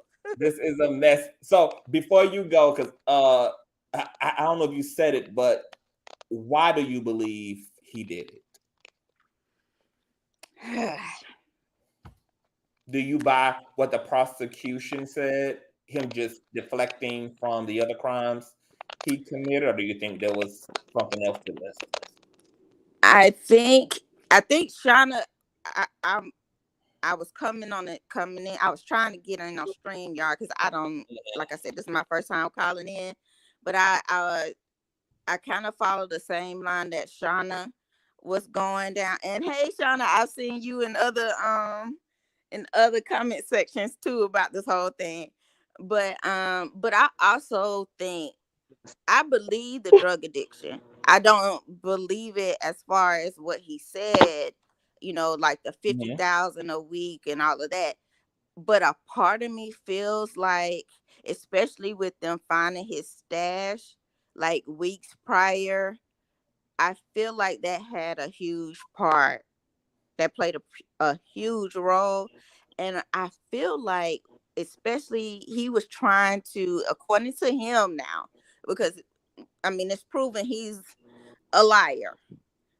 Yeah. So, but if he was trying to withdraw cold turkey, just like Judge Newman said, the monster within, I truly believe that had a lot to do with it. And he keeps saying, I'm innocent. Did you notice that even when Judge Newman was talking, he's still saying I'm innocent? Of course. And so it's just like, I wonder if he's rationalized in his mind that it wasn't the true person. So that's why I feel like the drug addiction did play a role as well. So wow. Okay. yeah. Well, thanks for having me. For that, Tiffany. Thank you for being here, love. Right. That was our Bush baby Tiffany, y'all. Bye. Bye. Tyrus, welcome to the platform. Hey, how's it going? Hi. Okay. So, what are your thoughts? You have Aaron Carter's mom saying that she wants her son's death investigated as a homicide. There was a text exchange between him and his alleged dealer about $800 that he still owed, despite not needing the drugs anymore. The mom, as far as she's concerned, feels like, hey, y'all need to be investigating this as a homicide. And then there is Alex Murdaugh's trial and sentencing to life. Any thoughts you have about either one of those situations? Unfortunately, with the Aaron Carter, the Carter situation, I get how the mom, or I empathize with how the mom feels, but this is just another case of mom's having a hard time admitting that her son had a problem, and it went too far. Um, as far as the Alex Murdaugh goes, man, that is a crazy story. And just from like my perspective, watching the sentencing and just the trial, he really came off as a guy who told the prosecutors, "Hey, let's throw this drug shit out into the ether," because at the end of the day, he knew this was going to be an open and closed case because he's trying to cover his son Buster. Mm. Mm. Like when I looked at that dude's face, he wanted the trial to be over with. He wanted this shit done and over with. Like everything was just a formality. And I think everything he did was trying to make sure that at least somebody in his bloodline didn't also go to jail. And it's Buster. Jeez. So you believe he did it? Yeah. And I believe he knew he did it too. Again, that's just one of those things where you're rich and you got power. So hey, if I could get, maybe there's a Hail Mary, hey, I wasn't in the right state of mind kind of joint. But yeah, he did that shit. You think he would have been That better kind off? of family that. Oh, go ahead. Or do you think he would have been better off pleading insanity? Nah, he wasn't gonna get that. Like when you detox, people gotta remember, like the hardcore drugs or the mind altering drugs like that, or like painkillers. Even when you're detoxing, that it's a slow build up. You just don't snap, right? When you're detoxing and stuff like that. And so the only way that's gonna happen is if he's detoxing, he goes cold turkey, and then in the middle of the detox, he jumps right back on it and starts, using it as hard as he was. That's the only way I could see like a psychosis or something like that going down. But nah, he knew exactly what he was doing. Yeah, I don't buy any of that shit about no fucking withdrawal, about no damn drug addict. Being a drug addict doesn't turn you into a homicidal maniac, and withdrawing from drugs doesn't make you a homicidal ass maniac either. This man intentionally killed his family and then tried to create self-manufactured alibis. Everything he did was from the perspective of being cognitive, of being rational. I mean, he was wicked. It was wicked, but the man had all of his senses, okay? And he tried to, like, in the investigation, proved that he tried to move in a way that he thought was intelligent and clever and clean. If this would have been a psychotic break, how he moved after it would have been way more sloppier than what it was. But because he meant to kill them,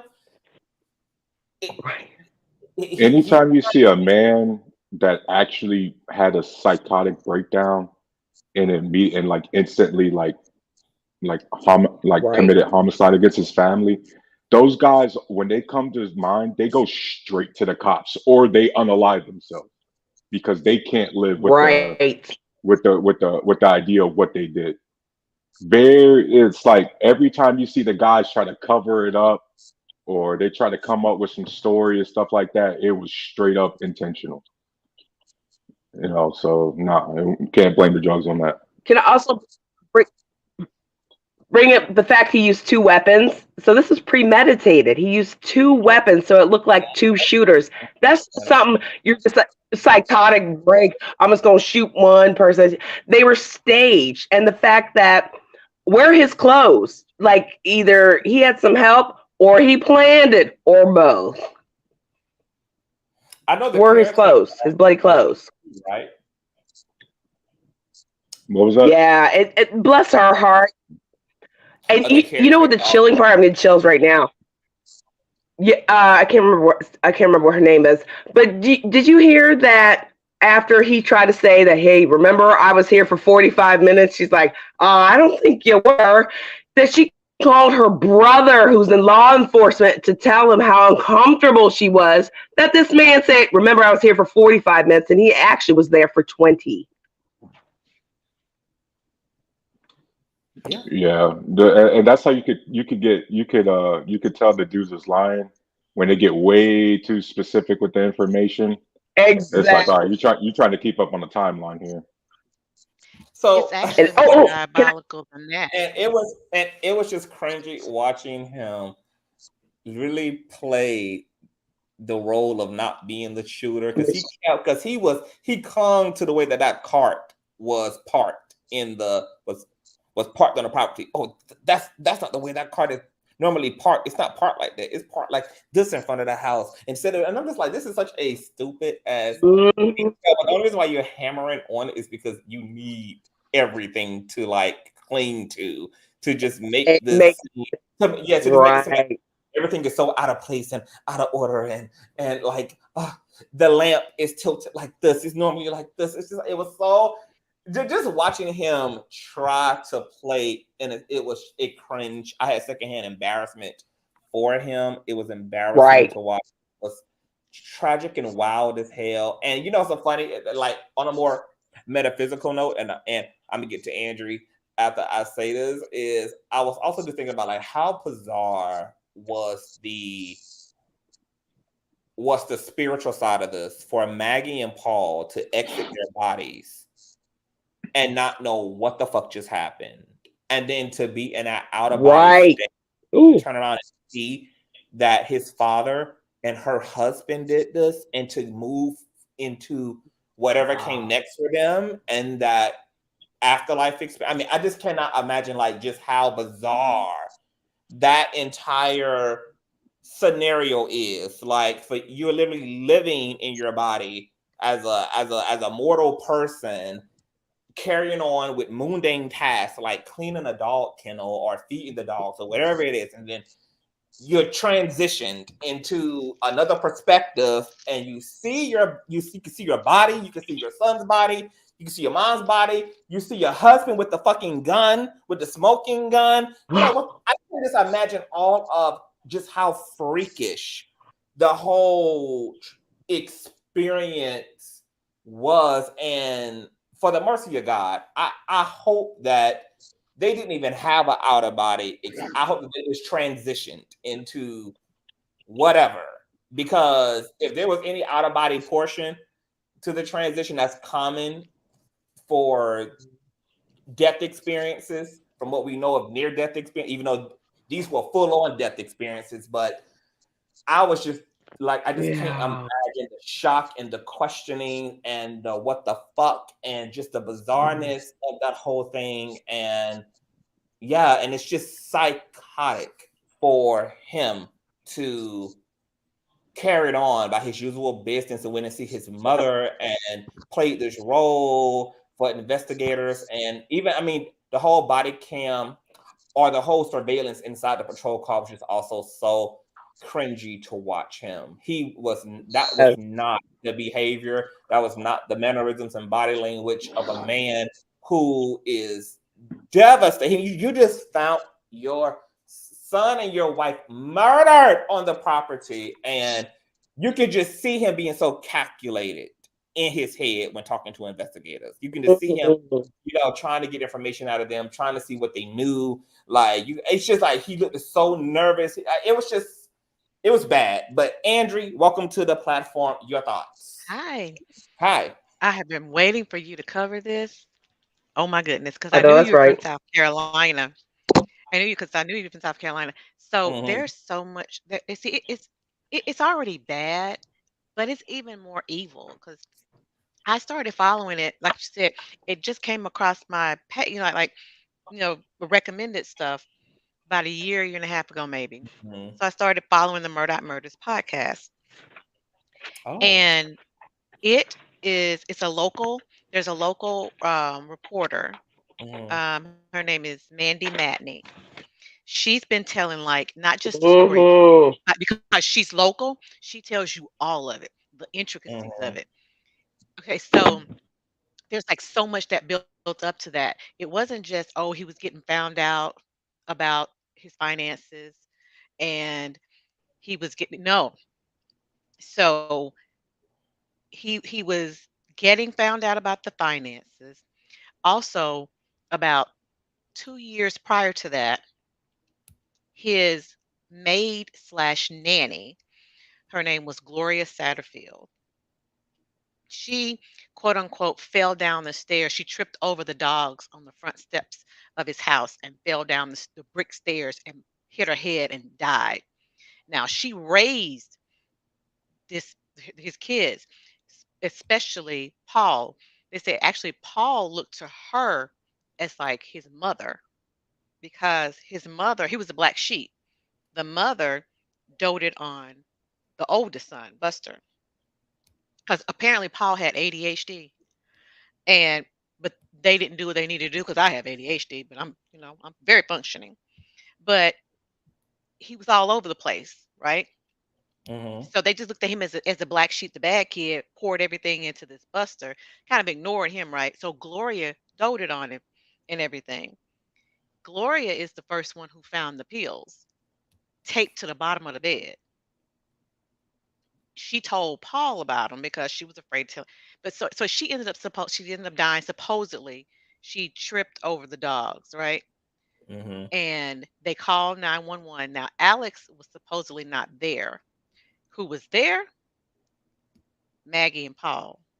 Alex Yeah. really was there, but they're saying Alex really was there. He's had conflicting stories, and they've kind of caught him in that. And they've kind of caught him in that, that he really was there. But he went to her sons, Gloria Satterfield's sons, and said, "Hey, I want y'all to sue me so you can sue my insurance so that you all can get some money for your mama." Right? Got them, hooked him up with one of his friend, his friend attorney. They sued the insurance. The boys didn't get one dime. They thought it was still in litigation.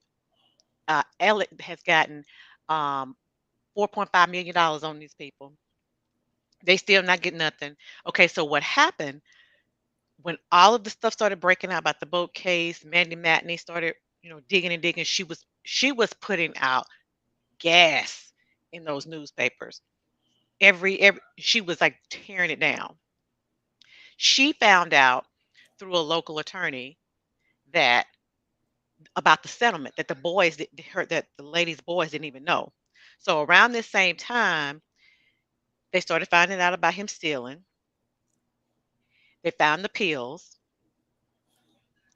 and the article came out about Gloria Satterfield's settlement, the money. So then Gloria Satterfield's her son started calling and like, hey, what's up? And so all of it was coming to a head.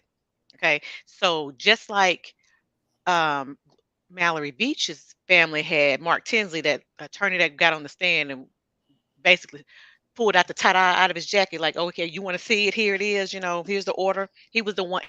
He was the one that was going to get them the motion to compel to get all of his bank records.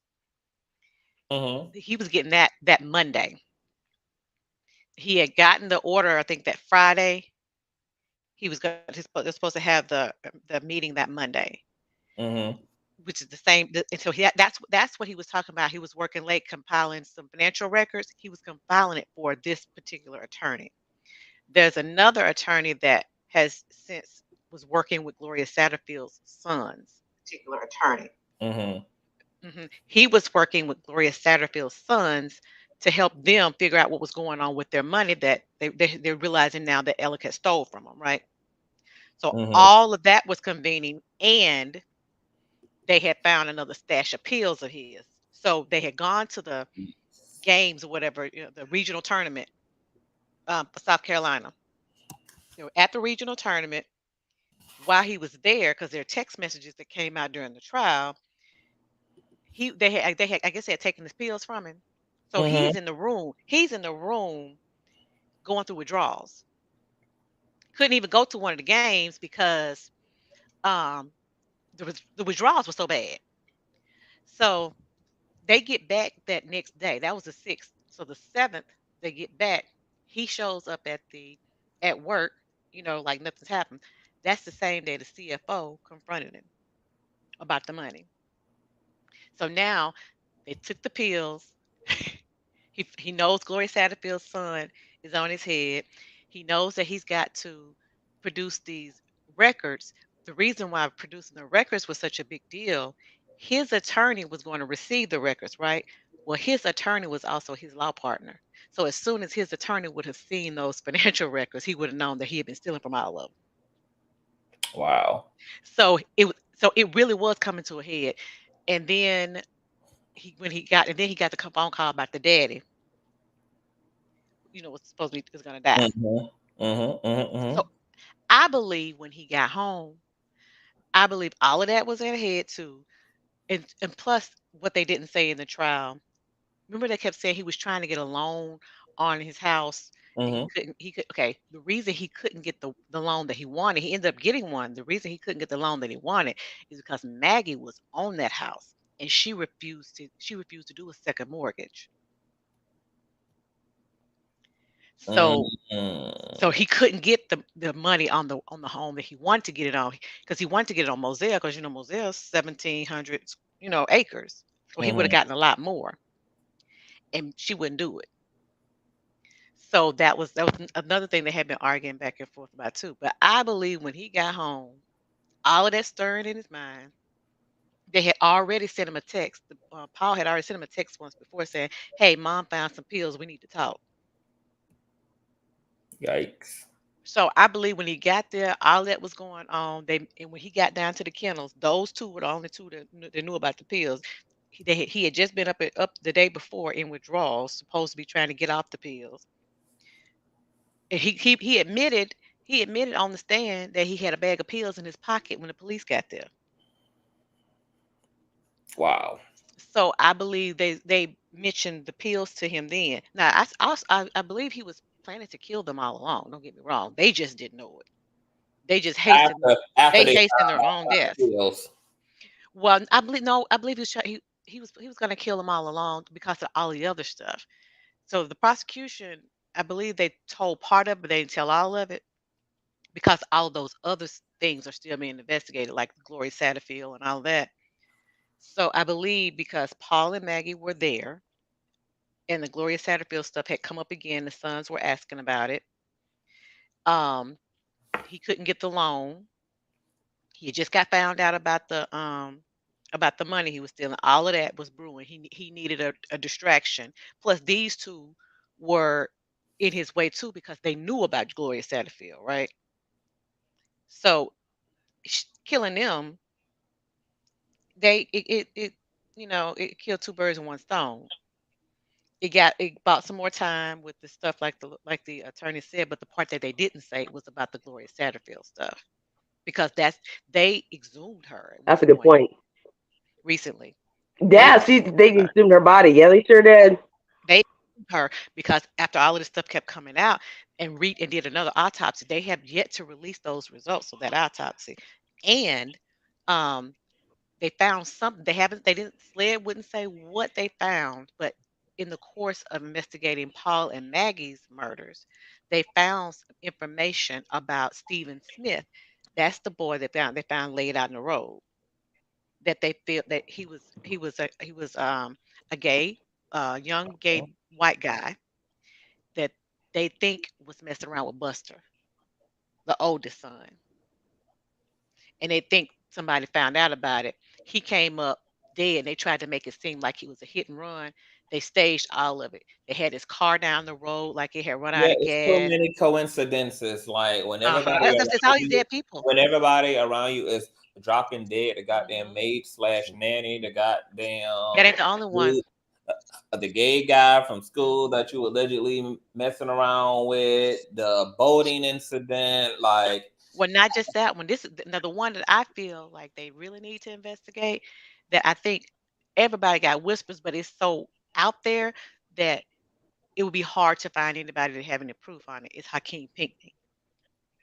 Hakeem Pinckney was one of the people that he stole from. He was a young black boy. He was deaf, and his mom, and his first cousin were driving around, and the tread on their tires came loose, and they had a horrible wreck. Made Hakeem a quadriplegic, hurt the cousin real bad, and the mom got hurt.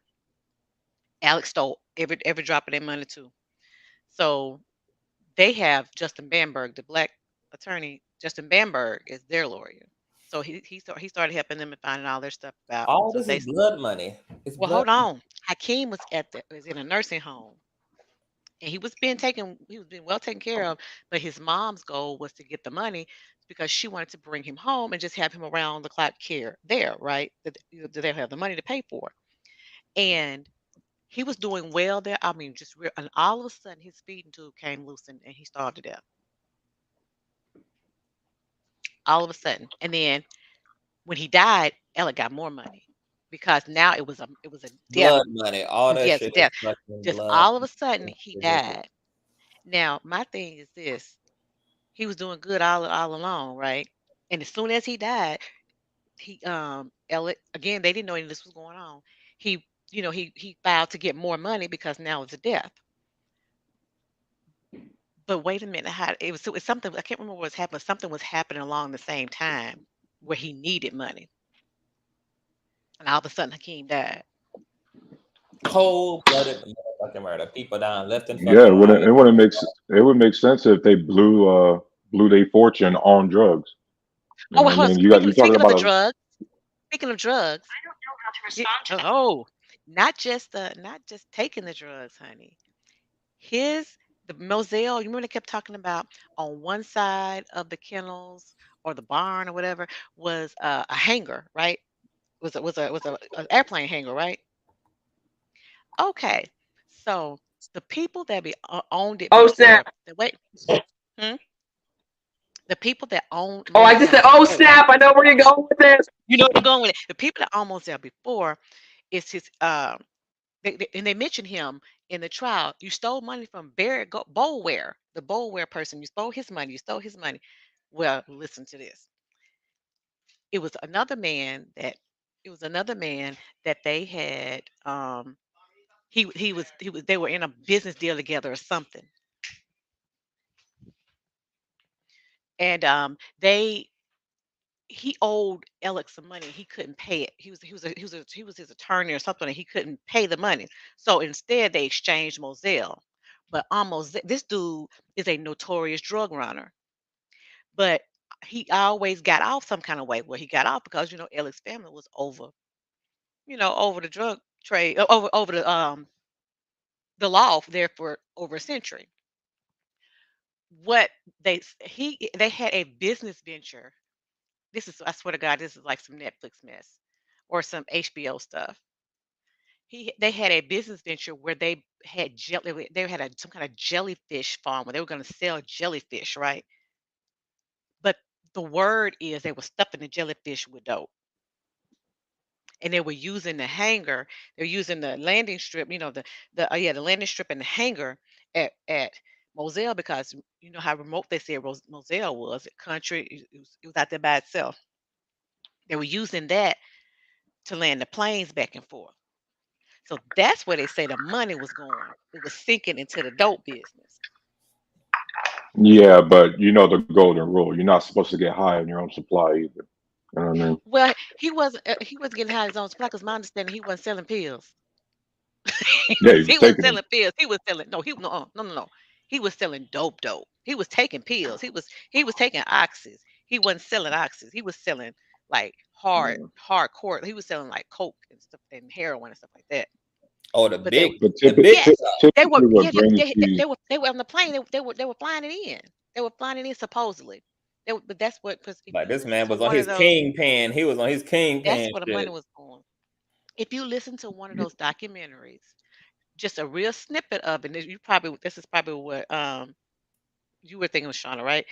On one of those documentaries, they even said on there that about when they start talking about them having the airplane hangar and the run and the landing strip.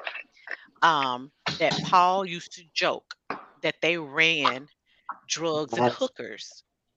That they flew in drugs and hookers on the landing strip. Speaking of the hookers, apparently he had an agreement with the local madam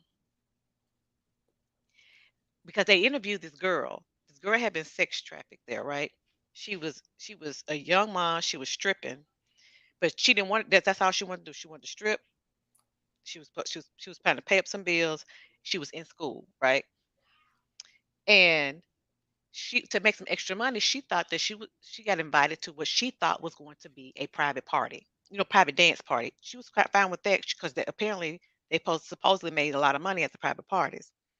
So she get in the car to go to the private party, and the madam lets her know that it's a real party. And she was like, "Oh no, that's okay. I can go back. I don't want to do that." Well, they made her do it, and made her. She get there. It's Alec Murdoch and all these politicians and all. She said CEOs, all Mhm. kinds of people. It's a Jeffrey Epstein type of party. Yes. Well, Alec, she said at first she thought he was nice. She said, well, at least because she didn't want to do this.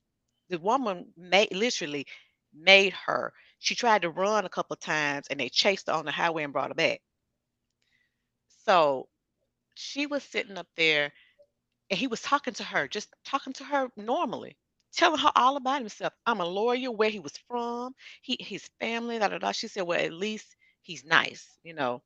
So she said it started out nice until he started choking her and beating her brains in, and said that every time she was made to be with him, it got worse and worse each time. And she leaned over and she showed where her hair was just not starting to grow back because he had pulled bald spots out of her head. I believe it. And so she was supposedly working with somebody in the legislature and with SLED because it's been hush hush since because she gave an interview to Fitz News and she told all I can't remember the girl's name. She To told what all news? of it. It's Fitz the what News, FITZ News, if and I I can't remember her name, but when you see the picture of her, she's white girl. She was got some it's on glasses you. on. She's got It's on yeah, it's on YouTube. YouTube. It's on YouTube. She's got blonde hair. It was like I said, it's a little thin because Alec had them pulled out of it out. What's it Um, like? You know the name of the interview? I cannot remember, but it's within the last year. Fitz News, Classic. and like I said, she was wearing some little glasses. She was a little white girl, and she was. I mean, when she starts telling it, she's telling the truth because you can see like the physical, emotional part of it. And like Oh, I see sometimes it. you can, I'm about to yes, share it so that everybody can see. I'm not gonna play it, but I want people to mhm. see it so And they sometimes it's like she was zoned out. Sometimes, right? That's her. know. Mhm. That's her. So she was zoned out, like when talking about it. And it was I see. I really have a lot upsetting. to catch up on. I haven't even watched the documentary yet. Man, So I, Lindsay Edwards, that's her name. Man, she wouldn't name names because of course she didn't want any legal trouble, but she has been in contact with like law enforcement and stuff like that, and she's been telling them. But she said he like snatched her ball like in the top of her head and just craziness. Oh yeah, and they were all doing all the drugs. It would be at like when they would go to all these conventions and meetings and stuff. That would be the big time they would have them, and they would bring in all these girls. Yeah. And she said, they had the stuff that you hear about, the tables of coke and this, that, and the other, and they was doing all the drugs. I'm gonna listen to this and I'm gonna come back when I watch all these docuseries and interviews and do another full unpacking because I Because, think like I this is said, those really documentaries, interesting. they're really good. Don't get me wrong. And The documentaries are good, oh, of but course, the the Murdoch documentaries Murders podcast, Murdoch Murders podcast, the has just documentaries that are published don't ever have mm, everything in them because they're really mostly designed to just sensationalize the mhm. situation, and then that you have to get into all the other sideline stuff mhm. like podcasts and sideline interviews, etc. But I'm gonna Right. tell you, it She changed had the been she face. had been doing it. The girl that did Hold this on, hold on, hold on, podcast. hold on, hold on. What really changed the face for a lot of this kind of stuff is the Jeffrey Oh and yes, Harvey Weinstein stuff because it really showed the dualism of wealthy, rich Yeah. elitism, like that you have these suit and tie, high profile, prominent people who on the surface, you know, have one lifestyle and then you pull the curtain back and there is all of this hell underneath the rug. And show you just how far they'll go. it not only just how far they go, it just shows you that there are worlds within worlds within worlds. Yes, That everything is not always what it seems, and that yeah, there is a dualism that even people at the top who we only see one face of, like there is a dark side of the moon. So there's a side that we see, and then there's the side that we don't. And so when it comes to the sex worker, I don't know who she is, but in my opinion, like it wouldn't be hard to believe considering that we've already seen Mhm. Alex Murdaugh's already through the Jeffrey and Harvey Weinstein's situations. Like it just reminds me of that whole stuff. But I want to get Tyrus and Shauna in here to respond to some of the stuff that Miss Andre has brought to the table. Do you have any opinions about some of the information that Andrew has shared? Um, I got more broader stuff because when I look at the situation CTV, when you're talking about dualism, we got to remember, especially in the Black community, we always talk about the positives, the pros of generational wealth, right? Well, Mhm. congratulations, guys. This is what the balance looks like. This is what the cons of generational wealth looks like. This is what happens when you got an empire built on a house of cards, and now you're relying on your successors to maintain it. Hardest thing to do is maintain. Mhm. Um, we got to remember that the Murdaugh family. First off, this is small town shit, so you got to remember your lawyer might also be your mechanic, who might also be the history teacher. You know what I mean?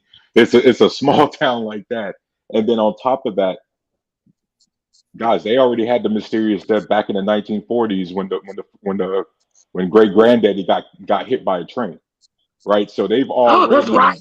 have built it. Yup.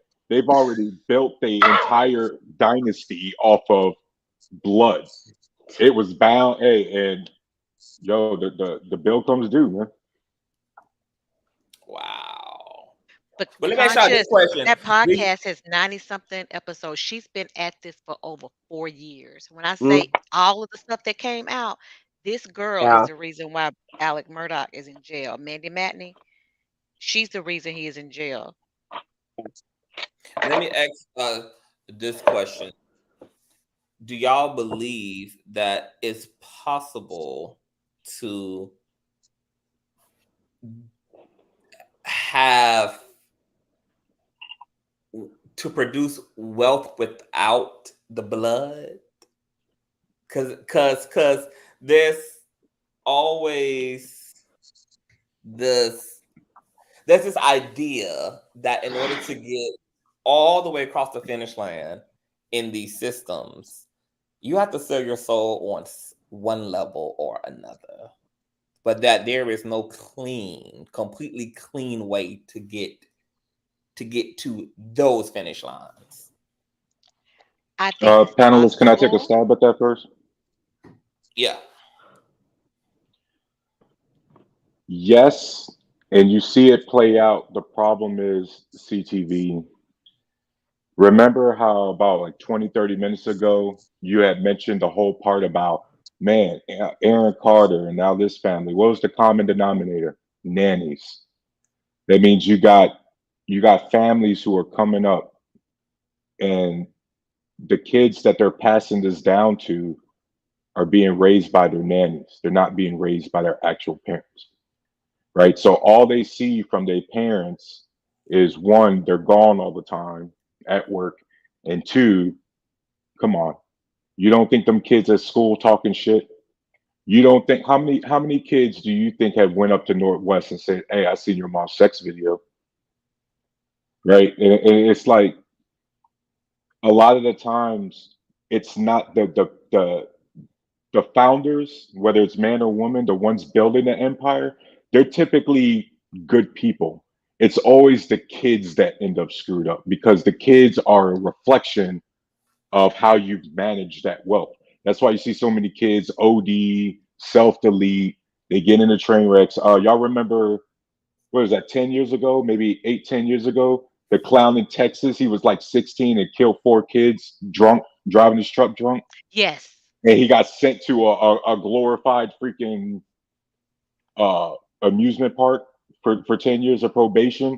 And It's his still mammy so helped him. entitled that the mom and the kid fled to Mexico because that was too tough of a punishment. The way you avoid the bloodshed is by not having nannies. That's the best answer, CTV. Anybody else? I agree to some with everything he just said, but I also, to add to that, I believe the only way that they're going to have it is dependent upon the matriarch and the patriarch who started the legacy of the money, what they were about and what they instilled and passed down. Like he said, if they did it and employed nannies and butlers and all of this, and they didn't have any hands on with their kids to teach them about the money and how they got it and their responsibility to it and their responsibility to the world, because if they don't pass that part down to them, then no, absolutely not. It's because all they know is having the money. They don't know the responsibility coming with it. They don't know how to get it, and they don't know how to live without it. So they'll do anything to keep it.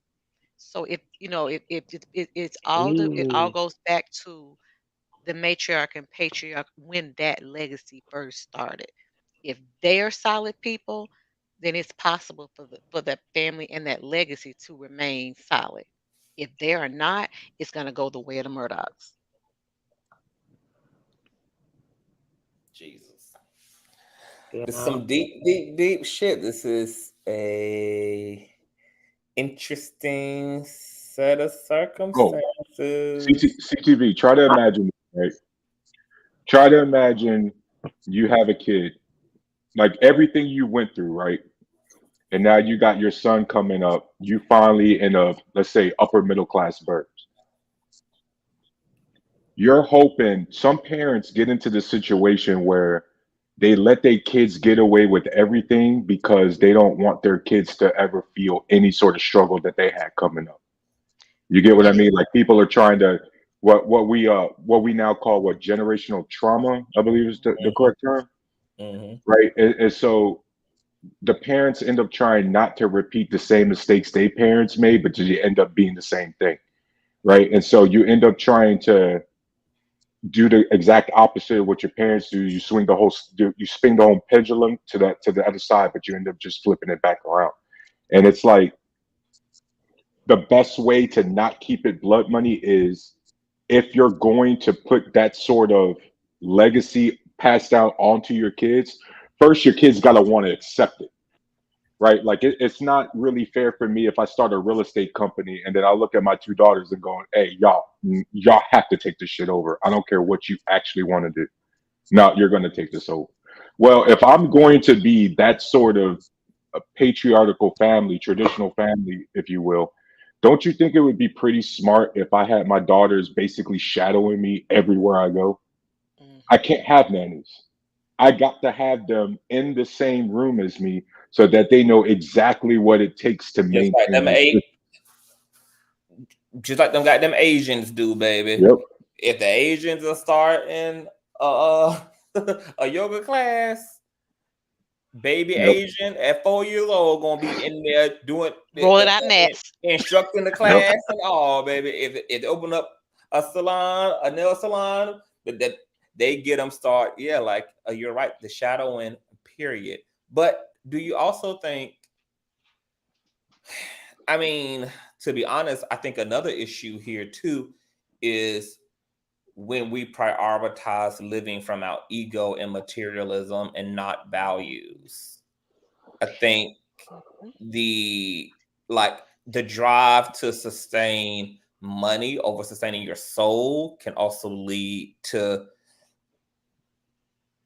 bad things as a human being when I your agree. actual core values are disrupted and fragmented and the pursuit becomes like egoic living. It becomes the lifestyle. It becomes the so-called legacy. It becomes the image. It becomes even this erroneous idea that you can actually create or you can save your children from life, that you can save them from pain, you can save them from sadness. These are all integral things that go into character building as a human being. Like to Yep. remove those things off the table is to, as you just said, you trying to overcorrect the problem will just create the problem.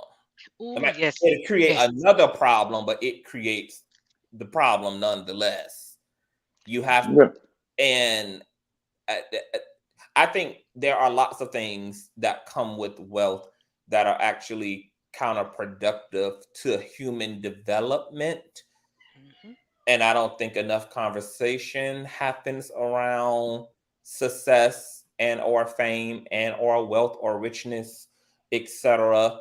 And ways that we should navigate those things and have a healthy humanity amidst those things. We just are people who kind of just come into money and come into success, but we don't have any real tutelage or any real we don't have any data or information or any training about how to deal with those things and exist alongside those things, which is to your point, Tyrus, why I believe so many stars and wealthy people kind of end up falling from grace terribly, whether it's Britney Spears, whether it's Michael Jackson, whether it's Mm.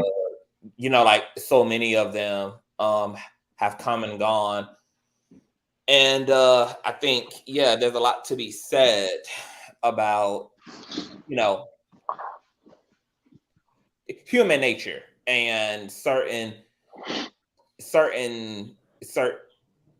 human nature in life, human nature and the lived experience, and kind of getting to the bottom line of what's really in the best interest of our humanity and honesty. Is because even when it comes to money, like even my whole thing is like, yes, we all need money to live and we all need money to survive, etc. But I think it's also better to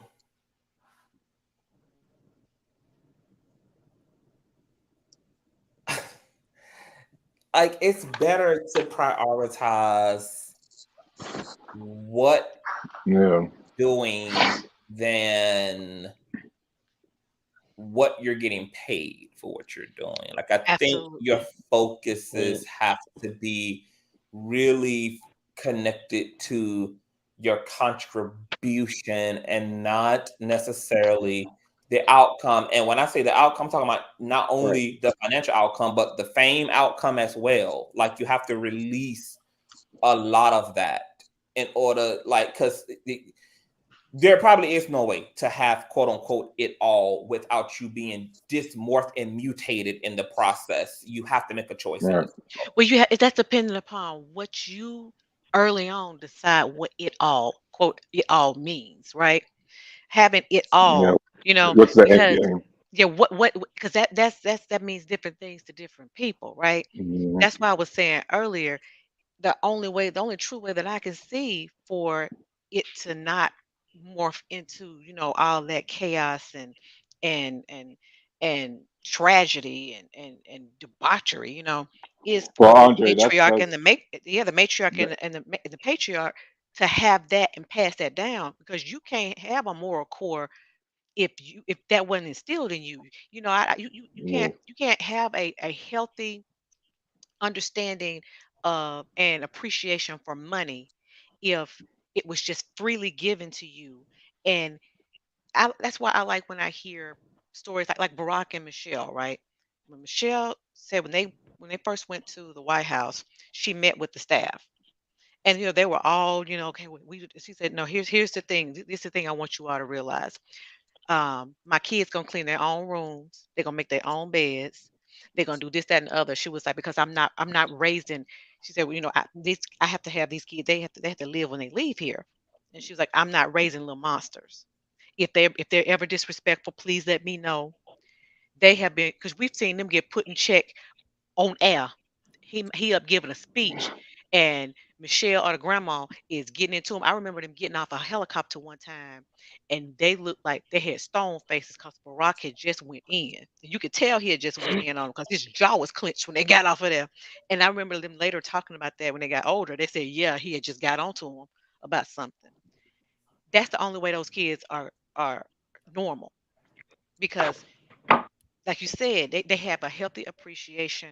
You can't give them everything because you don't want to see them suffer, or I I don't never want them to go. I don't want my kids to have the quote unquote trauma that I had growing up, because it was rough. However, They still I'm gotta not gonna earn it. create. Yeah, I'm not gonna just hand them everything. They Yeah, they can still hang gotta that earn up. it. Cancel Christmas. Yeah, Not yeah. happening. It's what you don't want is having your kids growing up with a sense of entitlement and Yeah, feeling like they're obligated to something. Yeah. yeah, Right. That's where the parents get into the first generation of parents that make yep, it, quote unquote make it. That's what's gonna make or break the generational wealth yep. is whether They have you're to able make to teach the children. they have to Mhm. make Yeah, a yeah. concerted effort and an agreement amongst each other that they are going to actively make sure that their offspring understands that. I've seen like some of the richest of people, they put those in like in their trust, that they put down for their kids, that they have to do certain things, like Bill Gates and his ex-wife or whatever, how Mhm. they're giving away out almost all of their money. And so Jeff Bezos' ex-wife, they put that in, that their kids, yeah, they're gonna get something, but they have to do community service. They got to give back. They got to be humanitarians. It's no ifs, ands, or buts about it. It's a requirement to get their money. They got to do good, and Right. they're not giving everything to them all at once, and they're not gonna give them all of it. They're giving a lot of it away. So they're And trying that's to the show difference them, between yeah, building something real and then doing what the Murdochs did, and the whole thing was built out of a con. Right? And so when you yeah, build your dynasty out of a con, you're constantly having to make snowball. short-term Right. problems to try to just Yeah. keep the con going until it falls apart like a house of cards. When you actually build something sustainable and the foundation is strong, you ain't got to do all that nonsense. Now it's more about, okay, let me teach my kid, yes, yeah, you are going to have it a little bit better, but let's be clear here, you little fucking kid. You are not rich. Your parents are rich, right now you are Somebody a said waste that of recently. you are all you You do have is nothing. suck up Yeah. resources until you turn 18. Then maybe you start generating resources, but until then you're not better than any of these little kids going to school because you're not the reason for the wealth. Too many Exactly. parents don't tell their kids that, You a or at least bill. You yeah. are a bill. You're not rich. You're actually a bill. But yeah, I mean, I'm And with you though. Dragon's On has me hollering. That's why my brothers are useless and I'm doing well. that part, that part, Dragons. Honey, you know, I just look. I'm on nine, amen. You know, a sibling or two might Can I see this. interject for a Amen. second? Can I say something real quick? This is kind of like a side point. Conscious, you brought up something that I really wanted to comment about when you're talking about the metaphysical aspect of the Maggie and Paul's death. It really it gave me chills because I don't know if you watched how much the trial. I was invested. I will sadly admit I was 100% invested. Like I woke up automatically with no alarm because it started like for the most part at 8:30 Central. I woke up at 8 o'clock. No matter what time I went to bed, like on my own, my body was like, and wake up. But anyway, so because it was so dramatic, and I love that there's cameras in the courtroom. Anyway, and the metaphysical part. So when Paul died, he was shot twice. Once was in, and you read about it, once was in his body. Well, the pathologist testified saying that those weren't fatal wounds. So he could have, if this were an accident, gone to the hospital. He could. It was a survivable wound. It didn't pierce any organs or anything. I think it trapped in muscle or something like that. But it didn't pierce any organs. He could have survived it. But the fact that he was shot, and of course, your natural reaction, anybody who's been shot, is to turn to see where that shot came from. So right before his dad took his life, he turned his head, and because she said the way the second shot came, in order for it to have that horrible after effect, that his head was turned. So and that maybe he didn't see his father's eyes, but he saw who shot him. So I can't even I can't even imagine that he was not what you were saying, had an out of body experience. He had to, because he was snatched out of his soul had to be snatched, because if he saw him, that means he looked dead into his dad's eyes, like right, execution style. You know what I mean? Like, dang, man, he knew.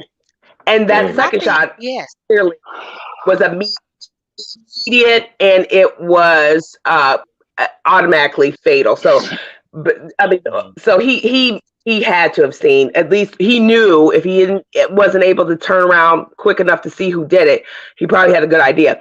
And then his wife, she was shot 5 times. So personally, he mowed her down. Oh yeah. Yes, he did. So she was running. This is giving me chills. So she was running because, you hear a gunshot, and you have your husband and son accident. See what's going on. So he shot her. I think the third shot, or third or fourth shot, was the fatal shot. But then he shot her again after the fatal shot. So it's like those two. And had to have been ripped from their bodies, and then their souls. And then the fact that the judge said, "I hope they come and visit you." I was like, "Yes, sir." He actually go to that. Short of saying he hope. He said, "I know they coming. I'm sure." Right. I know.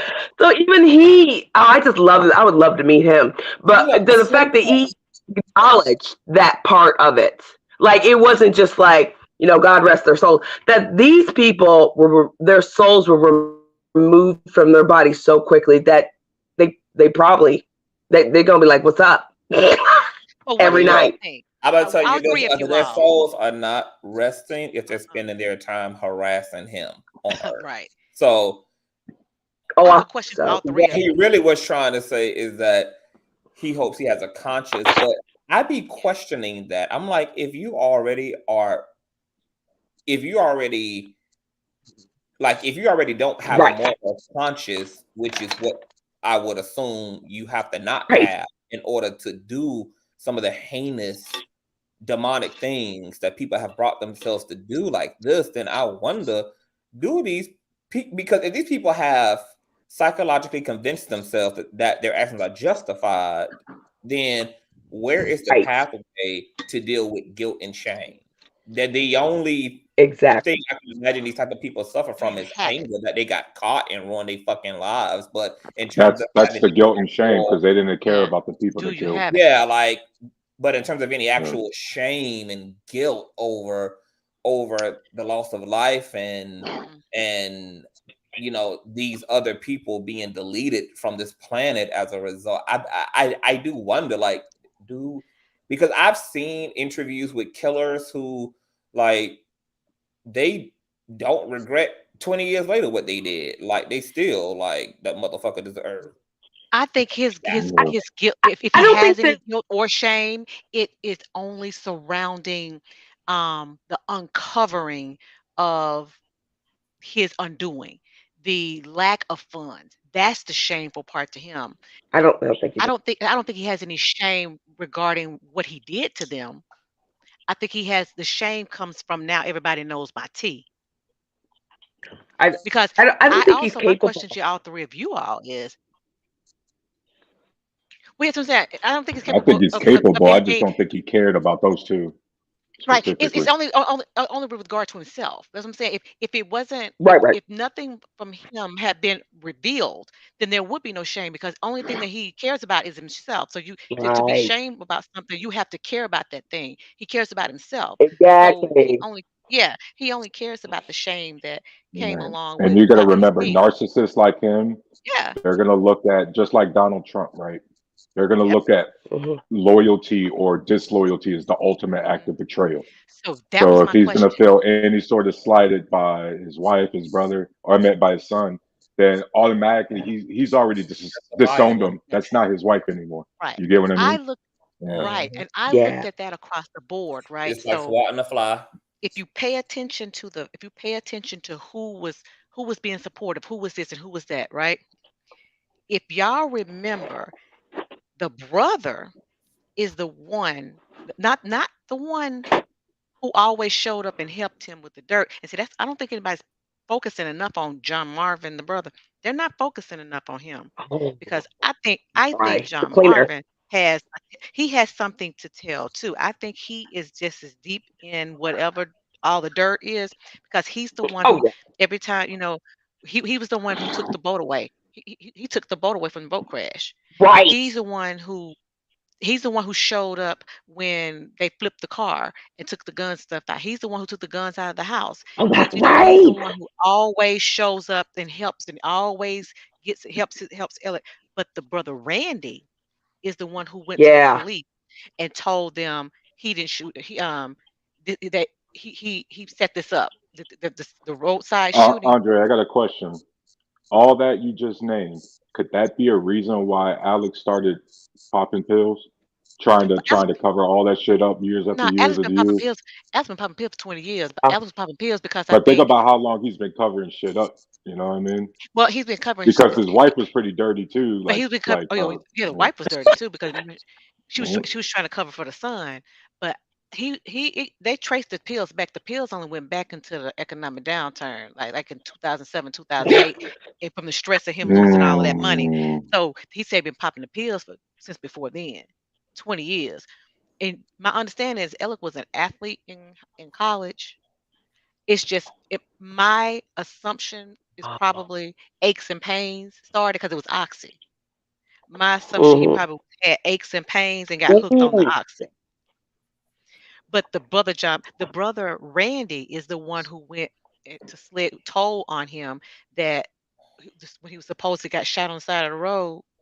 He's the one that told him, nah, we just found out Oh. he's on pill. We just found out he's on pills.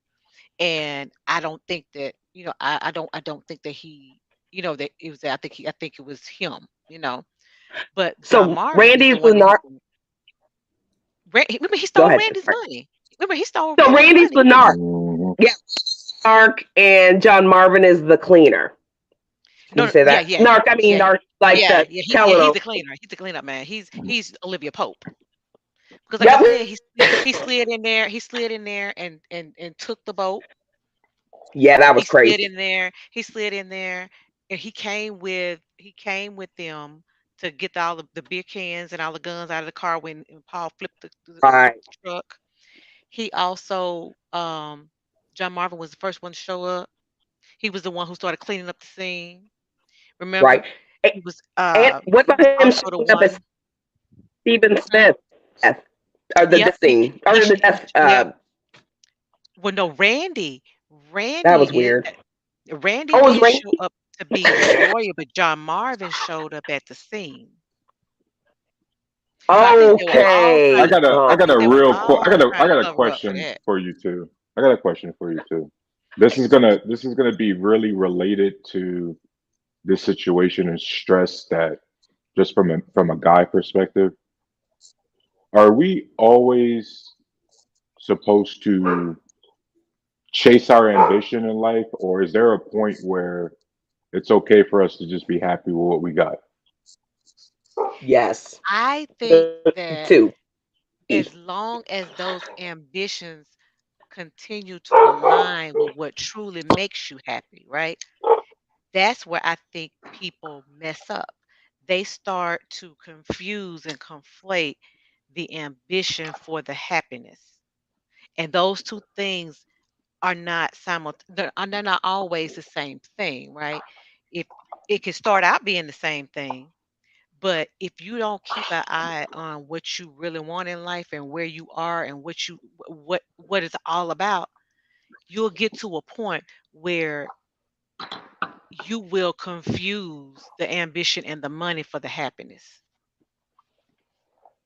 And you Yeah. see people like that every day of their lives, and those people are actually miserable. But you would be hard pressed to convince them that they are. They're usually the ones who lose their first family and go get a second family, but still really want their first Right. wife. They're usually the ones who they have the latest car, the latest this, the latest gadget, the latest this, the new house, new wife, but Right. they're always getting the new. They don't ever their children Hmm. don't give a darn about them. They're not close with their families. If they are close with their families, and so they can dominate them, and so they can make themselves feel better. I'm gonna deal with you Right. because it makes me feel better. Some of those people that only way they can shine their light is to dim yours. Hmm. I want to answer this. Right. Yeah. I'm So. gonna wrap. I gotta wrap up soon too, but I think that it's important for every human being, both men and women, but definitely men, since men are socialized to have their values rooted in a materialism and externalized, Hmm. like to have these externalized check and balances for self value is very detrimental. Like if you don't work that shit out, if you don't really resolve self love before you kind of Whew, enter into like this capitalistic system, you will be hijacked by it. Like all of your gobbled mental up. and Mhm. emotional algorithms will be Absolutely. hijacked by that capitalistic system.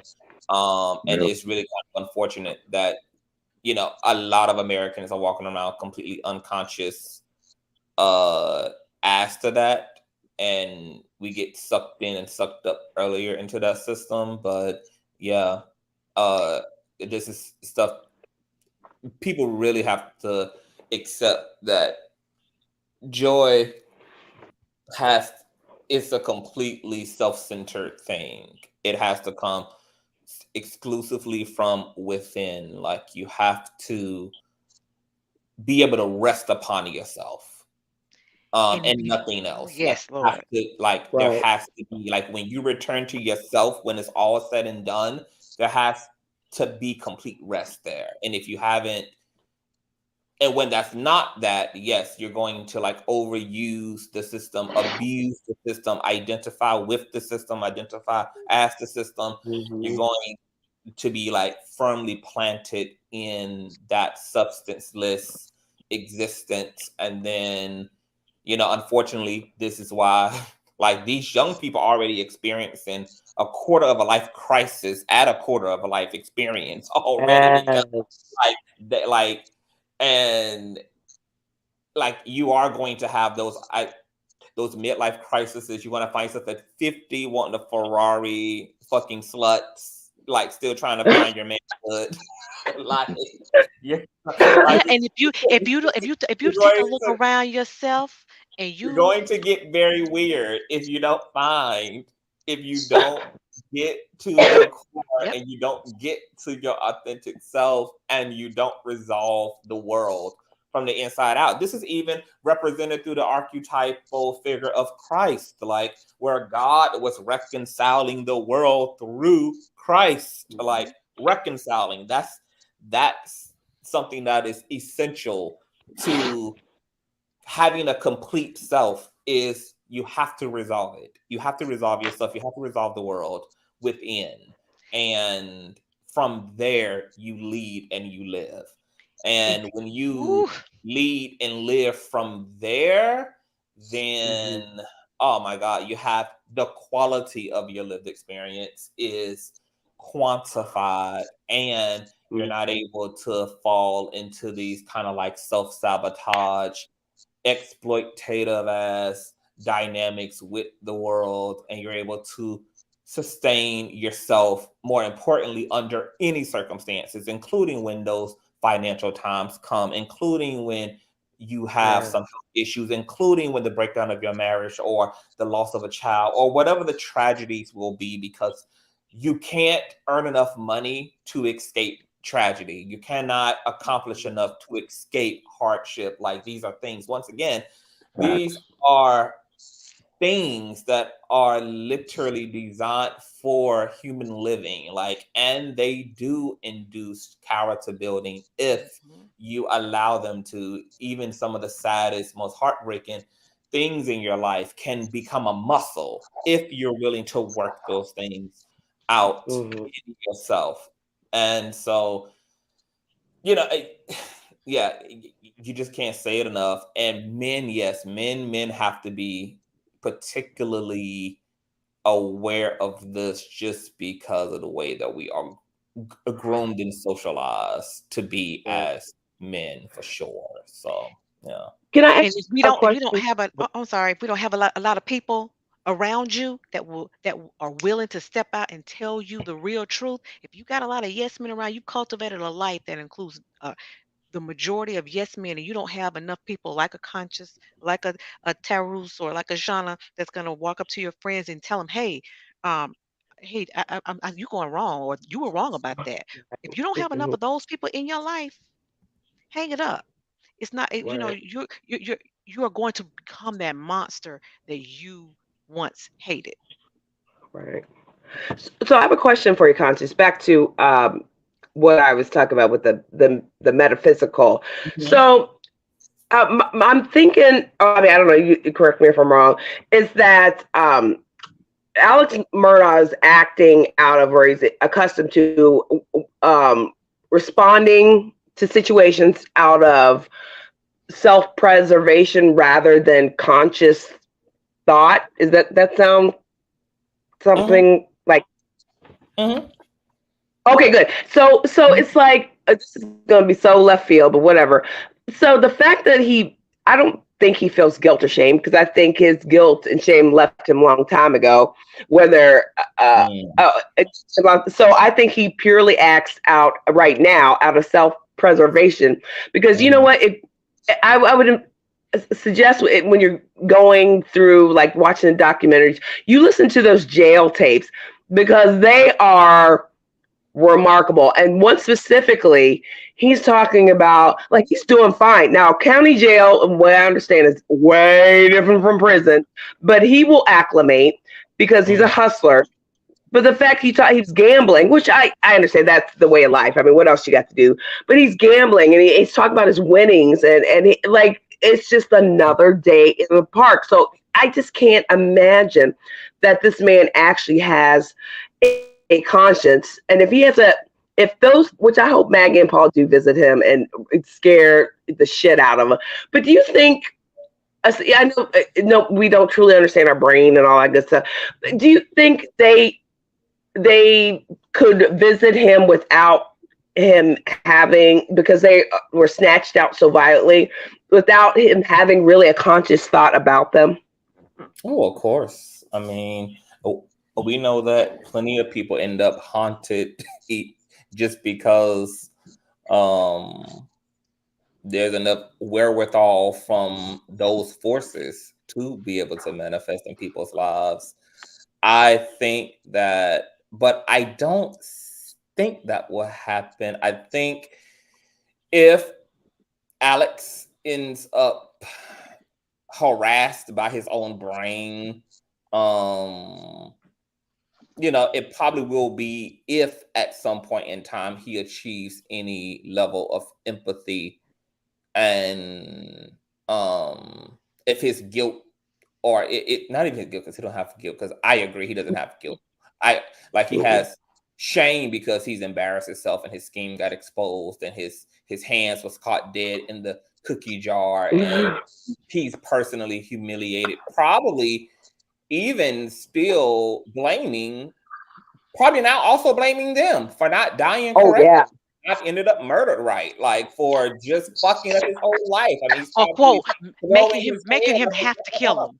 He's probably right up against the damn wall in the prison cell, even more mad now, because probably regrets even marrying Maggie's ass all the, like, it's like he's such a narcissist, like Taru said.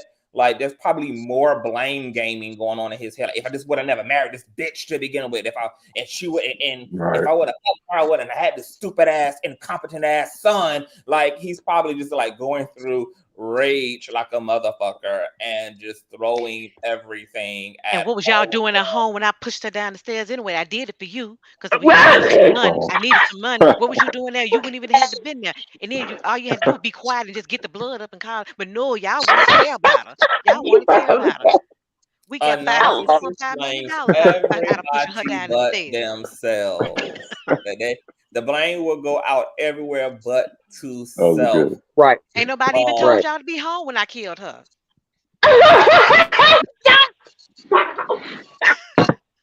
No, you told me the movie was 2 hours long. Y'all weren't look, supposed now to be you're here. mad. Now you're mad because you got to die tonight. Now y'all mad because y'all got to die tonight because y'all was here and y'all even had no business being home when I was killing her.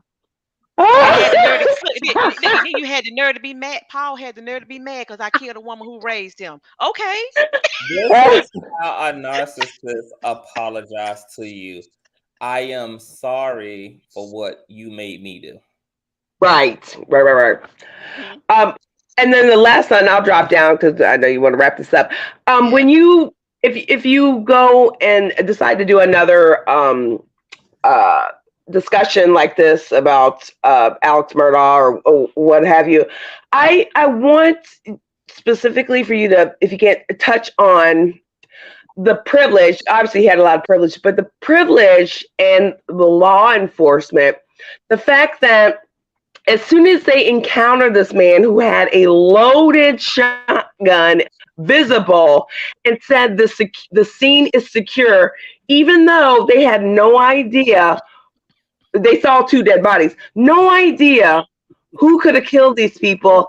They didn't even act like this was a murder scene. They never searched anywhere, and they never even put him in handcuffs. Like, hey, sit down while we look at your house. And they had he called all these people to the scene to muck up the crime scene. So that again is purposeful. So the point of privilege, also what it plays in law enforcement, because they never, like I said, they searched. He said he was at his mom's house, for her to see her for 20 or 45 minutes, but they never even searched the mom's house for those guns. So it's like they were so afraid with respectability politics or whatever, so afraid to offend this man or be afraid they're going to get sued, that they didn't even try to even acknowledge that this man could have killed his family, which is I mean, they hadn't had a murder in a while, but Oh they yeah. got history, especially with this family, that they didn't Shauna, even, you and know, the fact you that accuse this dude, that's your job. and his shirt, That's your yeah, they job didn't if you even accuse do him. that. And Right. what if he disposed of the guns by tossing them out into a field? If he lives in a rural type of area, his commute to even his idea to go see his mom could have been the avenue to just get rid of the guns. He knew that he was going to call the police when he got back to the property. I don't know if he was aware of the fact that his phone had a tracking on it or not, and took that into equation. So he had to move in a way that seemed natural, even as it relates to the tracking on his phone. So he couldn't. So if it's like all that pre and post planning, man, damn. Huh? I think he knew. All that pre and post planning. He knew exactly what he was doing. It had to be pre and or post. trying to do. He knew not anybody in that whole state would go over and search Randolph Murdaugh's house. He knew. His That's mama's why he house. put him there. Ain't Right. nobody in their right mind. They might go crazy and have a fever dream and search his house, which they did, but that's the only way they would search his. But he knew for sure, even in a fever dream, nobody in that entire state would search Randolph Murdaugh's house. So where I'm gonna put him? I'm gonna put him at that house. Somebody said just randomly. Go ahead. Somebody said there was a possibility that he buried the guns with his dad. I mean, I don't get a laugh. He could have initially taken the guns to his mom's house. Then after after the initial investigation wrapped up, went and retrieved those weapons, brought them back to the property, and threw them into one of the ponds on. Totally. But if he buried his dad, they'd never buried those guns with his dad, who died 3 days later. Granted, he could have moved them around several times. He had plenty of opportunity because there wasn't nobody trying to do anything. He could have buried the guns with his dad. You ever think about that? I think John Marvin did with them guns what he did with all the rest of them. Right. No, yeah. Because he the gun collector. I agree. I believe he went and hit him over there, and John Marvin went and got him. Like, that's his job. I guess when he was raised, they told him, okay, when you come up, you gonna hide all the guns. That's what he does. Yeah. And Conscious, I'm gonna say good night to you. I have thoroughly enjoyed it. But I'm so glad Andrew. I can't wait to come back. I can't wait to come back after I watch everything there is to see, watch that. And I think I'm trying to. If either they might have broken it up into more than one video, but I can't remember if it was more than one with the girl. But honey, it's over an hour already. Honey, you gonna pause it every now and then and say, what did she just say? But Mandy Matney's Murdaugh Murders podcast. Because there's a bunch of them out there. Make sure you watch the one with Mandy Matt. Listen to the one with Mandy Matney. She's got like 90 something. Right. There's also a guy who lives in town. His name is Eric Allen. He does like 20-minute ones. So if you want to just do a brief synopsis, that was a good one. The Netflix, there's something real funky I didn't like about it. It seemed there's something, I don't know. I hope you can talk about it, Conscious. So you can either. Okay. Yeah, I'm gonna watch it tonight. I'm gonna watch it tonight, and then I'm gonna watch the podcast that Andrew was talking about, and the one that you mentioned, and then these interviews on Fitz News. And do Fitz News first, because that's gonna keep you. That's gonna make you want to start digging. When you hear about just the craziness, because again, he has a madam. He has a madam on the payroll. And most powerful men do. Most of them have a harem of women at their disposal and operate in that realm of escorts and madams, because it's a way to kind of have more discretion when you deal with actual like sex workers versus dealing with everyday people. Like, you're able to have a lot more discretion when you. Well, good evening, y'all. Have a good one. Thank you for bringing us Conscious. I'll see y'all. Absolutely. A good night, Andrew and Shauna Tyrus. Thank you for joining as always. This was a random ass lie. So, let me get up. I'm Oh trying yeah. to feel a little bit.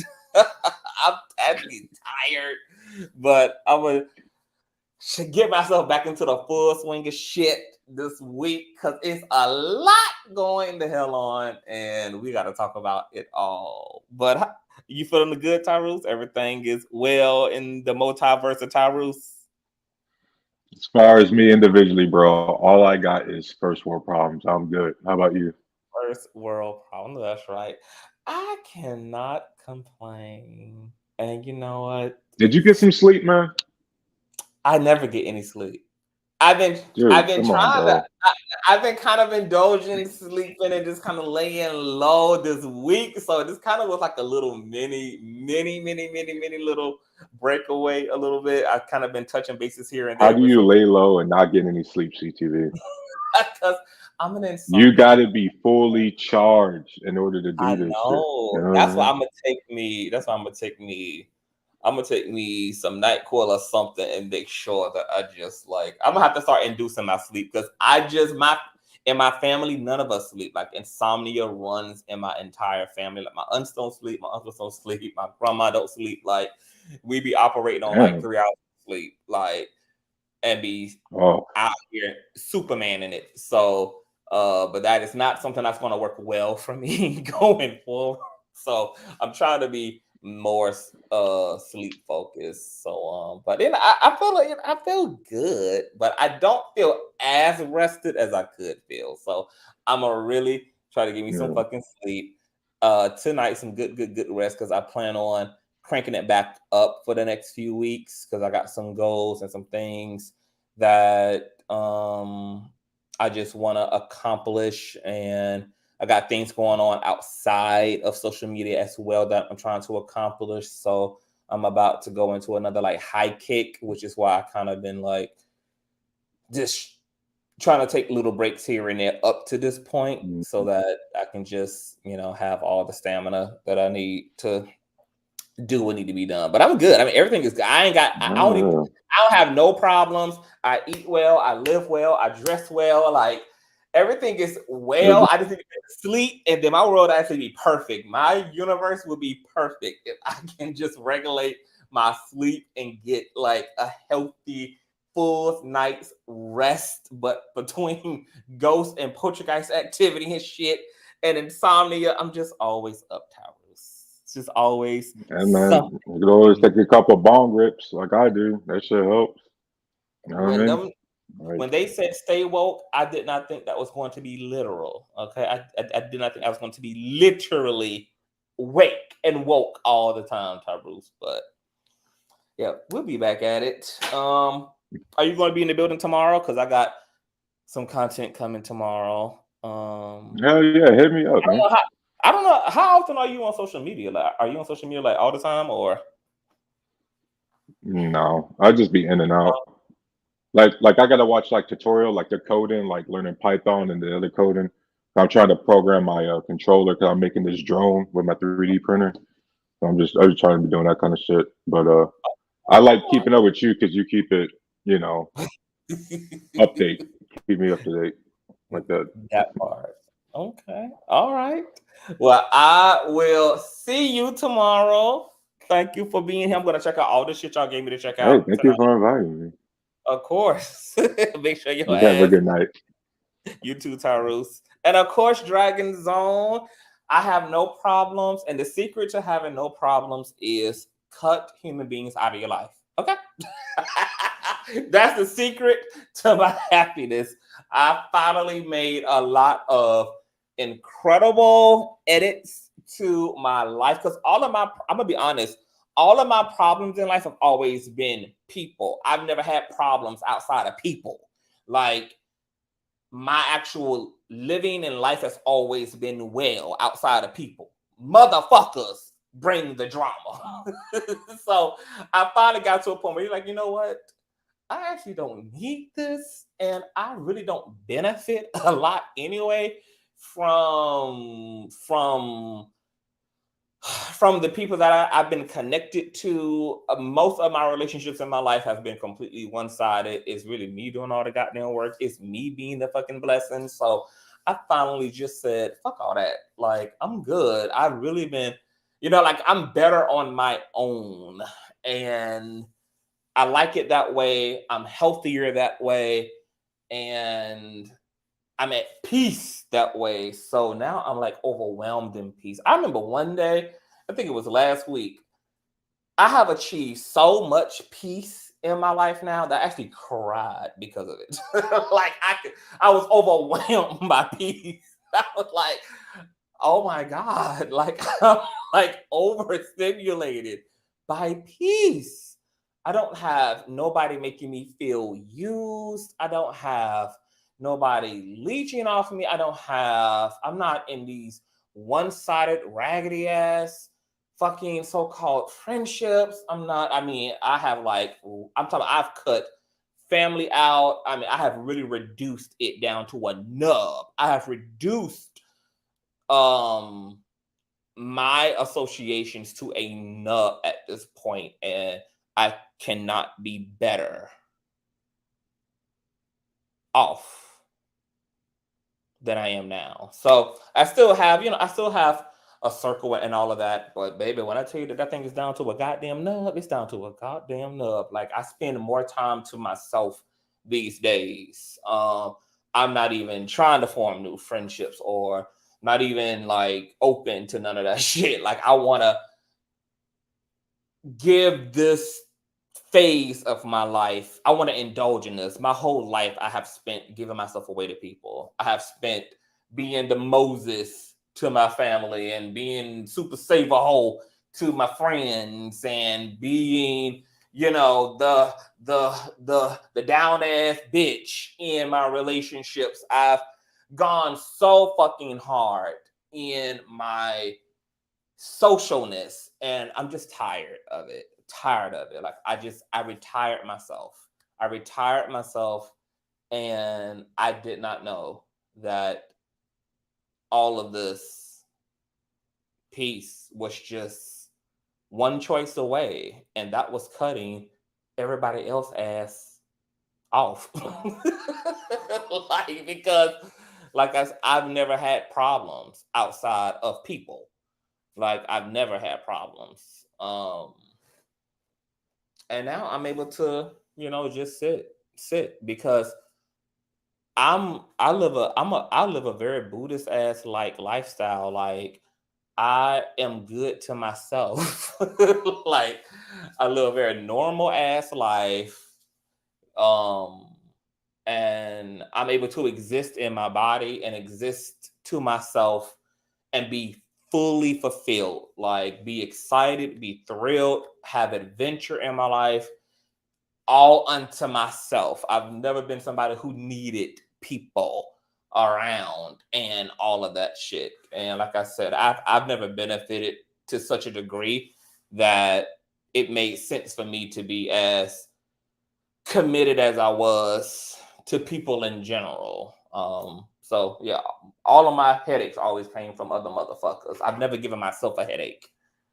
I've never gotten myself into fucking trouble. It's always been motherfuckers having me caught up in shit. So done. Okay, I'm free at last, bitch. Free at last. So I'll be seeing y'all tomorrow. We got some shit to get into. Tell me what you guys think in the replay. Please thumbs up on your way out. Subscribe if you're new here. Shout out to all the new subbies. Love you all to death. Follow me on Instagram at Consciouztv. That's Conscious with a Z, spelled just how it is, on YouTube. And you guys just continue to be amazing. Please stay safe. Love on yourself. Do your fucking work. Don't get abducted by aliens, please. And yeah, keep it on, honey. Keep fighting the good fight. And I will check you all out later. Peace.